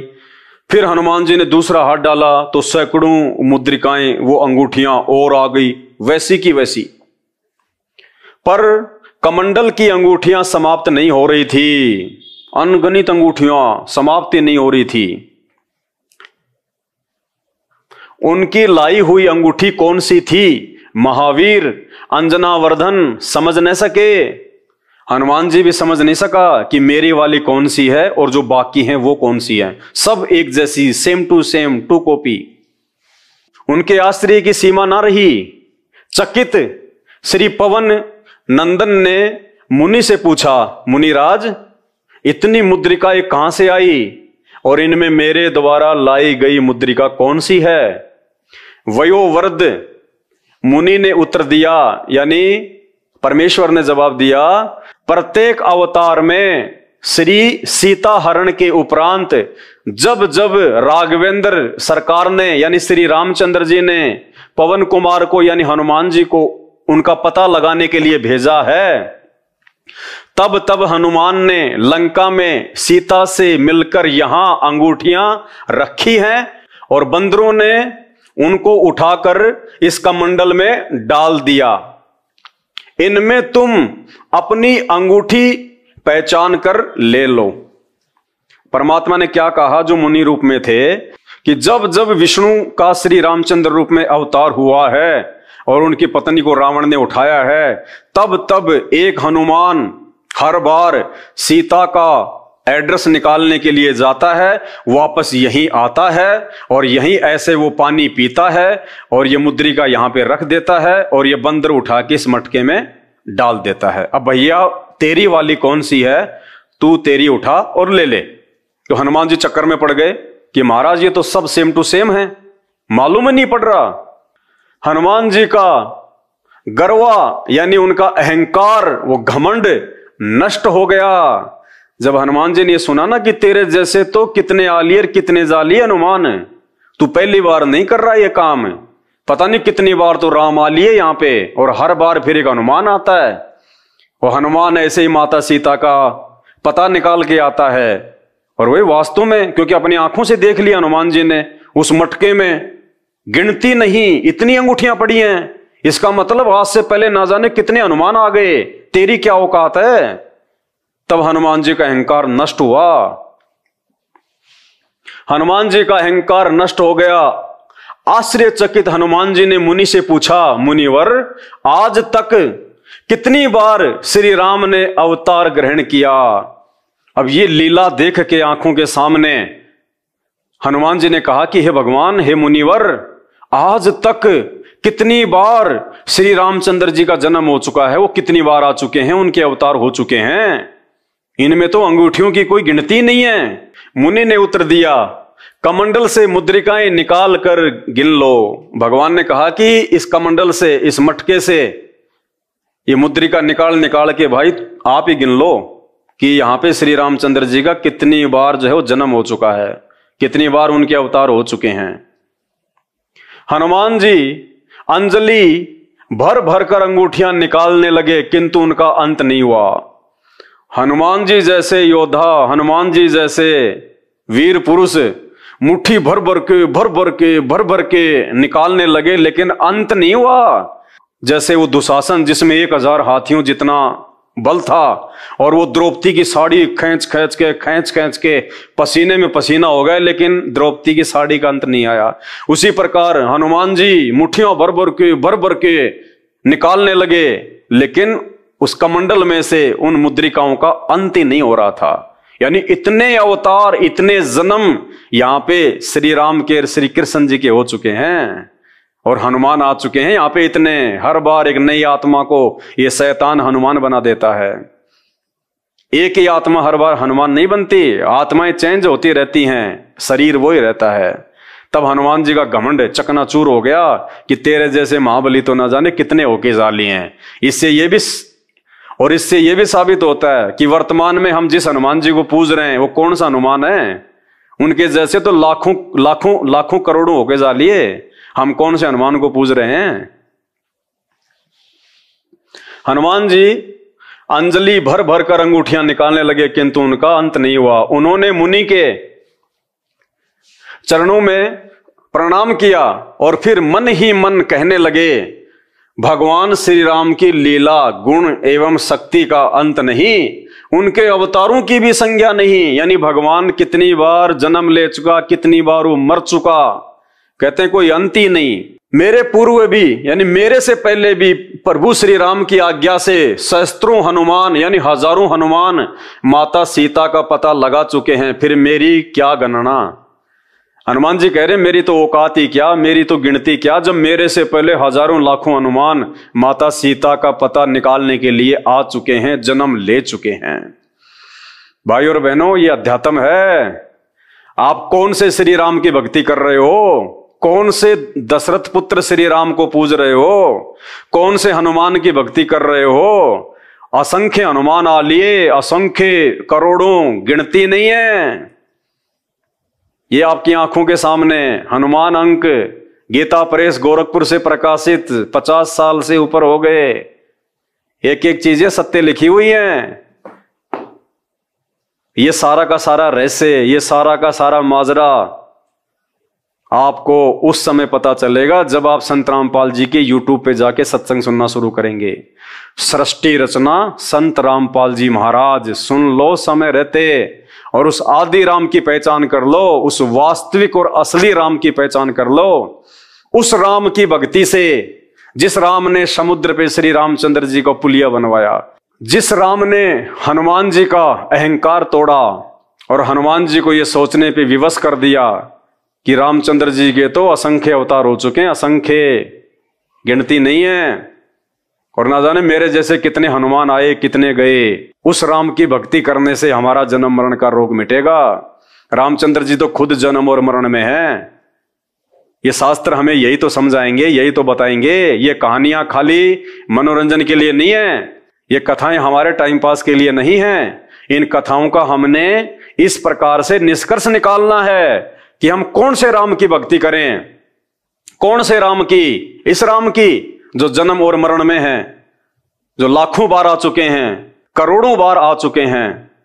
जब ये खुद जन्म और मरण में हैं, तो इनकी भक्ति से हमारा जन्म मरण का रोग कैसे कटेगा? हम 84 लाख योनियों में जाने से कैसे बचेंगे? इसीलिए तो श्री तुलसीदास जी ने 4 राम बताए हैं कि तुम्हारा जन्म मरण का रोग कौन से राम से कटेगा। सबसे ज्यादा शक्तिशाली और पावरफुल कौन सा राम है?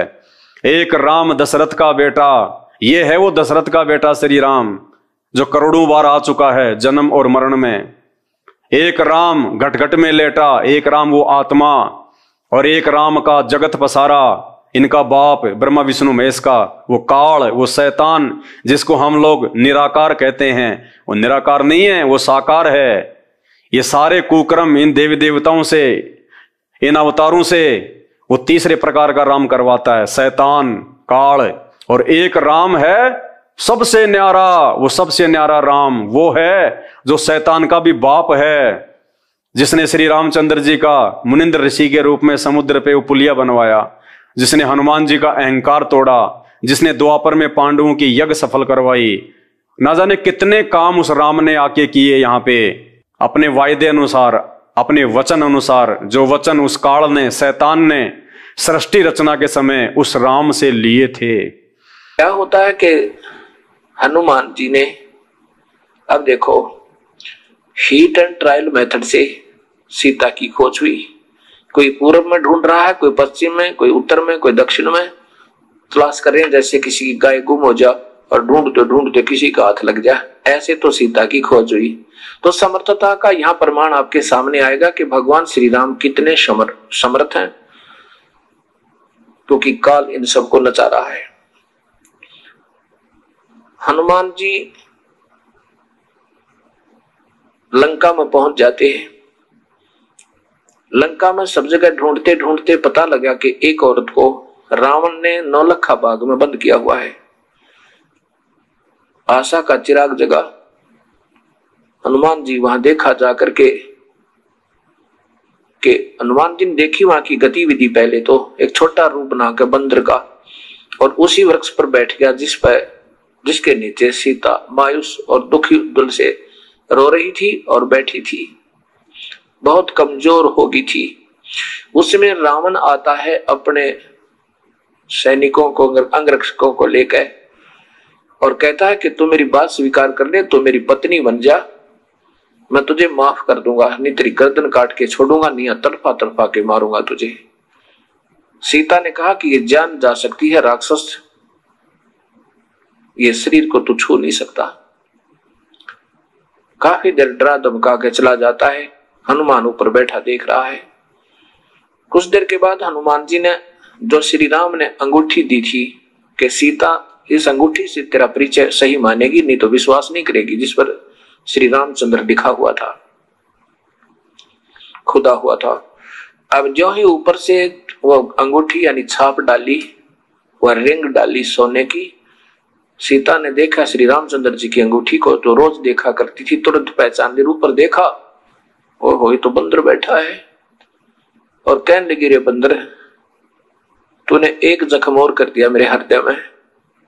पहले तो यह महादुखी थी, मेरा अपहरण हुआ, ऊपर से वनवास था, और मेरे पति की मृत्यु की खबर लेकर आ गया तू, वो खा लिया किसी जंगली जानवरों ने।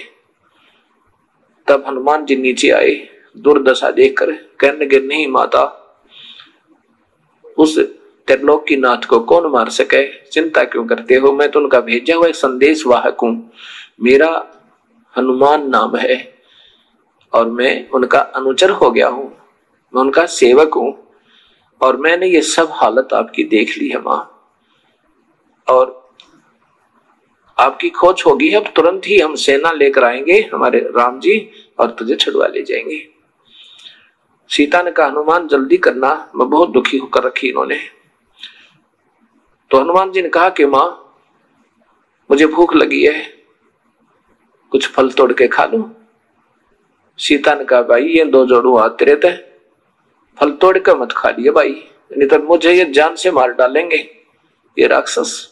बेटा भाई कोई नीचे गिरा हुआ ना, नीचे गिर गया हो, पड़ा हो टूट के अपने आप तो फल खा लेना, नहीं तो मेरा ब्योत नहीं तुझे भोजन भी कराने का, मेरी हिम्मत नहीं है इनको कुछ कह दूं, और तो फल तोड़ के खा लिया ना मेरे को कोड़े मार लगाएंगे ये। ऐसे को गिरा हो नीचे तो भाई खा ले और फिर जाके संदेशा दे दे।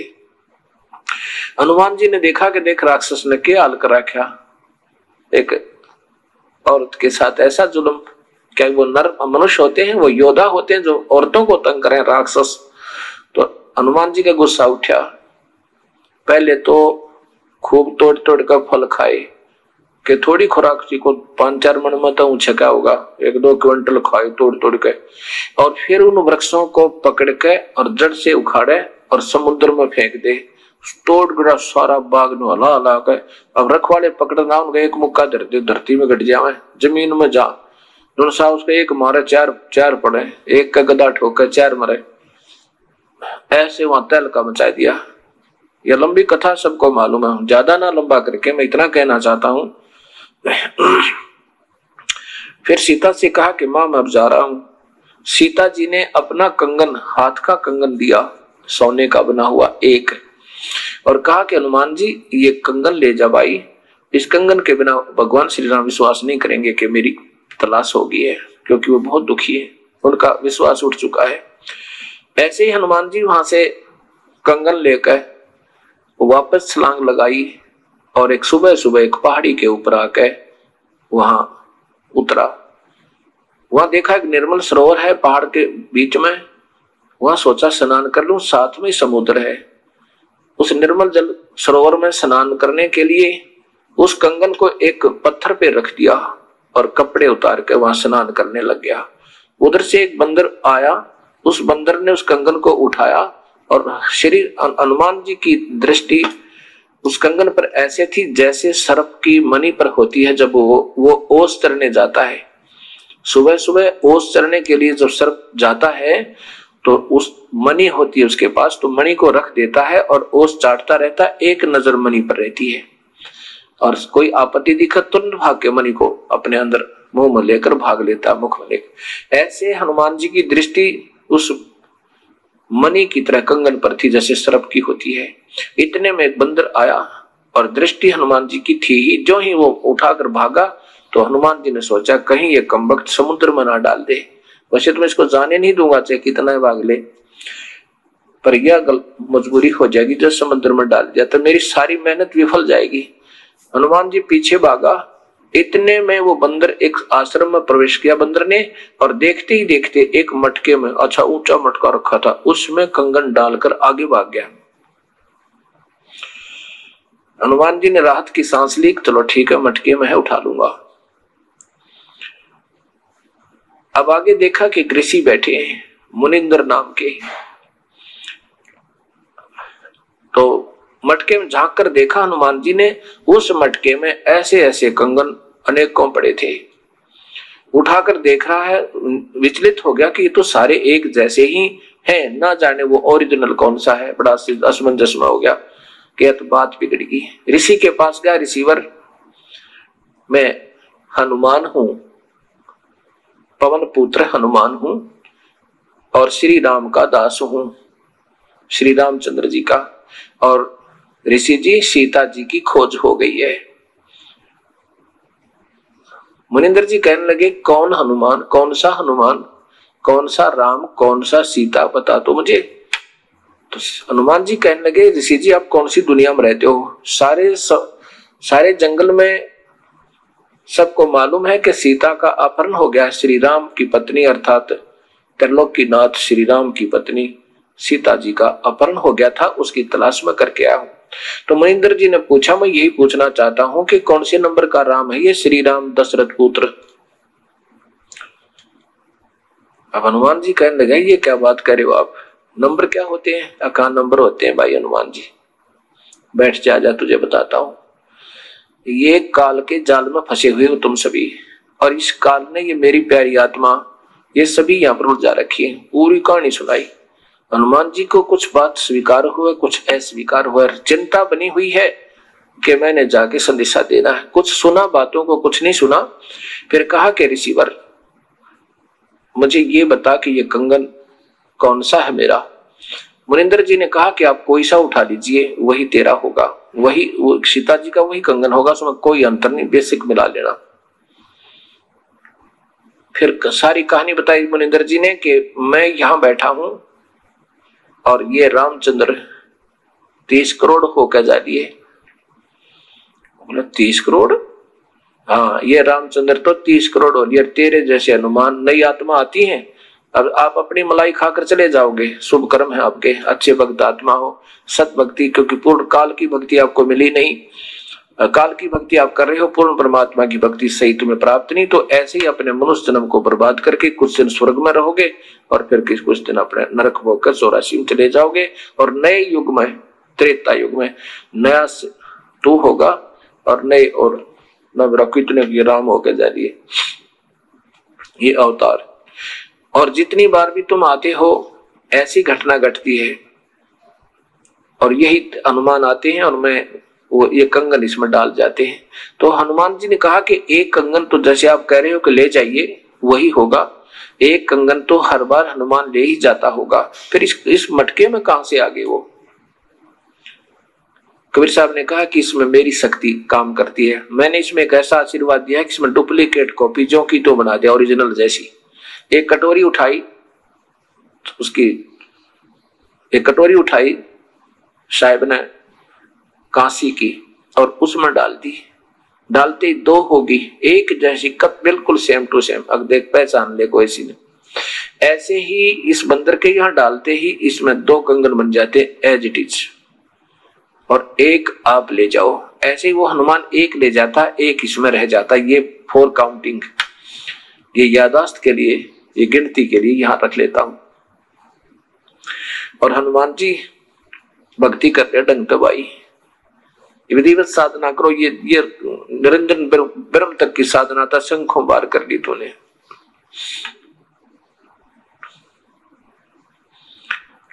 अब कबीर साहब क्या समझाते हनुमान जी को? अब मुनिंद्र जी कहने लगा कि हनुमान सोच ले तू। हनुमान जी ने कहा कि देखो ऋषि जी, ठीक है आप कह रहे हो तो कुछ तो सत्य होगा, लेकिन मेरी बुद्धि स्वीकार नहीं करी, क्योंकि हमने कभी सुना ही नहीं। आप पहली बार आपके मुख से ये बात सुन रहा हूं तो मेरे मन में नहीं विचार बन रहा, चाहे आप कुछ भी कहो दादा। और अब मुझे बहुत देर हो रही है, मैं जा रहा। मैं तो श्री राम से ज्यादा किसी को नहीं मानता। चले गए जी, एक कंगन लेकर चले गए। भगवान श्री राम के पास जब हनुमान जी पहुंचे, श्री रामचंद्र जी ने पूछा, हनुमान सीता की खोज होगी? होगी जी, आपकी दया होगी, आपकी रजा से सब कार्य संपन्न हुआ। अब श्री राम ने सोचा कि ये पूरी तसल्ली कर लूं कि सीता ने कहीं रावण से समर्पण तो नहीं कर दिया है, उसने उसकी वह पत्नी तो नहीं बन गई है। उसकी पूरी जानकारी लेने के लिए हनुमान सीधा तो नहीं बताएगा। उसने सोचा कि कहीं ऐसा ना हो कि ये जान जाए हनुमान जी कि मैं फिर सीता की लाने की चेष्टा नहीं करूंगा यदि उसने रावण का समर्पण कर दिया होगा। तो हनुमान जी नहीं बताएगा। गोलमोल बात को करके एकांत में ले जाते हैं श्री राम जी और कहते हैं, हनुमान जी सीता कहाँ थी? कि महल में होगी रावण का। कहाँ, ऊपर चौबारे में थी या नीचे थी? और एक बात बता मेरे प्यारे संत, खाना कहाँ खाया तूने? कहा रावण के राज दरबार में गया होगा, वहां पर बड़े अच्छे बढ़िया भोजन बनाए होंगे रावण ने तेरे लिए। और सीता ने कैसे कपड़े पहन रखे थे, बढ़िया हार हुर पहन रखे होंगे ना। अब श्री राम ये पूछना चाहते थे कि अगर वो ऐसी सती थी, हनुमान बतावेगा, कोई तो बात मुख से निकलेगी निकलेगी। अगर उसने हार श्रृंगार किए होंगे और हनुमान जी खाना रावण के घर खा के आया होगा तो सीता गई काम तय। फिर हमने उसको लाएंगे और ना ही दुनिया के लाल मरवाएंगे, हम युद्ध नहीं करेंगे, ऐसा सोचकर पूछा। तब हनुमान जी ने आंखों में पानी भर के और रुंधे कट से कहा, हे प्रभु आप क्या कह रहे हो, मैं काहे के भोजन पाऊं था, और वो तो मैले कुचले कपड़े पहने माता एक वृक्ष के नीचे बैठी थी, मैं ऊपर वृक्ष पर छुप कर बैठ गया था। और रावण ने आके खूब बदमाशी की थी, बहुत तंग किया था माने, पर स्वीकृति नहीं दी थी और कहा था रावण ये टुकड़े टुकड़े शरीर हो सकता, तेरे हाथ नहीं लगने दूंगी। राम बड़े प्रसन्न हुए और कहा, आप कहते हो कि मैंने आहार किया होगा, भोजन खाया होगा रावण के घर पर जाके। माता ने कहा था, हनुमान अगर कोई फल इस बाग में नीचे गिरा हुआ स्वयं टूट गए तो उठा ले खा लेना, ऊपर से तोड़ के भी मत खाना भाई, मेरे को ये मार डालेंगे, बहुत दुखी करेंगे मुझे, तो वृक्ष से फल तोड़कर मत खाना भैया। तब मैंने गुस्से में आकर ना सारे तो उसका 9 लाख बाग जला पाट दिया और समुद्र में फेंक दिया और खूब पके पके फल खाए, पहरेदार कुटे और फिर रावण की लंका में आग लगा खाया, सीने से लगा लिया श्री राम ने हनुमान को। हनुमान तूने तो आज कमाल कर दिया, तो बहुत प्यारा है मेरा। भाइयों, सारी की सारी राम कहानी आपको सृष्टि रचना से ही समझ में आएगी। मेरा मकसद केवल इतना है कि मैं ये छोटे छोटे वीडियो बना के ये शास्त्रों में लिखी हुई सच्चाई आपको बता के मैं आपको संत रामपाल जी के सत्संग सुनने के लिए प्रेरित कर सकूं। बस मेरा केवल इतना ही काम है। बाकी मेरे वीडियो देखने से कोई भला नहीं होगा, कोई मोक्ष नहीं होगा, कोई उद्धार नहीं होगा। मेरे वीडियो केवल आपको डाइवर्ट करेंगे संत रामपाल जी के सत्संग सुनने के लिए। मेरा केवल इतना ही मकसद है। उसके बाद में जब आपको पूरी सृष्टि रचना समझ में आ जाए, हर देव महादेव ब्रह्मा विष्णु महेश की स्थिति, इनकी शक्ति आपके समझ में आ जाए, उसके बाद में आप संत रामपाल जी को अपना गुरु धारण कीजिए और उसके बाद उनसे नाम दीक्षा लीजिए और उसके बाद देखिएगा आपका जीवन कैसे संवर जाएगा। जो सुख शांति आज आपको लाखों करोड़ों अरबों रुपया कमा के भी नहीं है, बड़ी बड़ी गाड़ियों में बैठ के बड़ी बड़ी कोठियों में सोकर भी प्राप्त नहीं हो रही है, वो सुख शांति आपको, यदि आप एक रिक्शा चलाते हैं और संत रामपाल जी से आपने नाम उपदेश ले रखा है, तो वो सुख शांति आपको यहां प्राप्त होगी, जो सुख शांति यहाँ के टाटा और बिरला को भी नहीं है। और मरने के बाद तो फिर परमात्मा के लोक में जाएंगे और मृत्यु भी बड़ी आसानी से होगी, जब आप चाहोगे उस समय होगी। ये एक्सीडेंट में, बीमारी से, लड़ाई झगड़ों में, इस प्रकार से हमारी मौत नहीं होगी भक्तों की, जो संत रामपाल जी के भगत हैं, जो मर्यादा में रह के भक्ति कर रहे हैं। जिस दिन हम चाहेंगे कि हे गुरुदेव भगवान आज हमारा शरीर छुड़वा दो, अब हम आपके साथ अपने लोक में वापस जाना चाहते हैं, उस समय हमारा शरीर छूटेगा और पता भी नहीं चलेगा। दुनिया वालों की तरह नहीं मरेंगे हम, धाड़ मार के, रो रो के, चिल्ला के, दुखी होके, दर्दनाक मौत नहीं मरेंगे, क्योंकि हम उस अल्लाहु अकबर आदि राम कबीर देव संत रामपाल जी के भगत हैं। तो भाई और बहनों, मेरी कोशिश है कि आप अपने राम को पहचानो, अपने भगवान को पहचानो और उसके बाद में सही भक्ति को अपनाओ। अभी तक हमारी भक्ति ही सही नहीं है। भक्ति सही होगी कहां से? भक्ति से पहले तो हमें यह पहचानना पड़ेगा कि भगवान कौन है, उसके बाद में हम भक्ति कर पाएंगे। अभी तक तो हमारे कोई नकली धर्मगुरुओं ने 33 करोड़ देवी देवताओं में ही उलझा के रखा हुआ है। आज तक ये ही नहीं बता पाए कि एक भगवान कौन है, सबसे बड़ा देव कौन है। तो भक्ति हम कैसे शुरू करेंगे? तो आज संत रामपाल जी ने, उस आदि राम ने स्वयं ही एक साधु के रूप में आके, संत रामपाल जी के रूप में आके सबसे पहले हमारे को इन शास्त्रों के माध्यम से यही समझाना चाहा है कि एक भगवान कौन है, वो राम कौन है। उसके बाद फिर तुम भक्ति शुरू करो, फिर देखना जीवन जीने का आनंद। तो आज के वीडियो में केवल इतना ही। वीडियो को शेयर करें सभी भाई बहनों को। एक बार पुनः सत साहिब, बंदी छोड़ सतगुरु रामपाल जी भगवान की जय हो।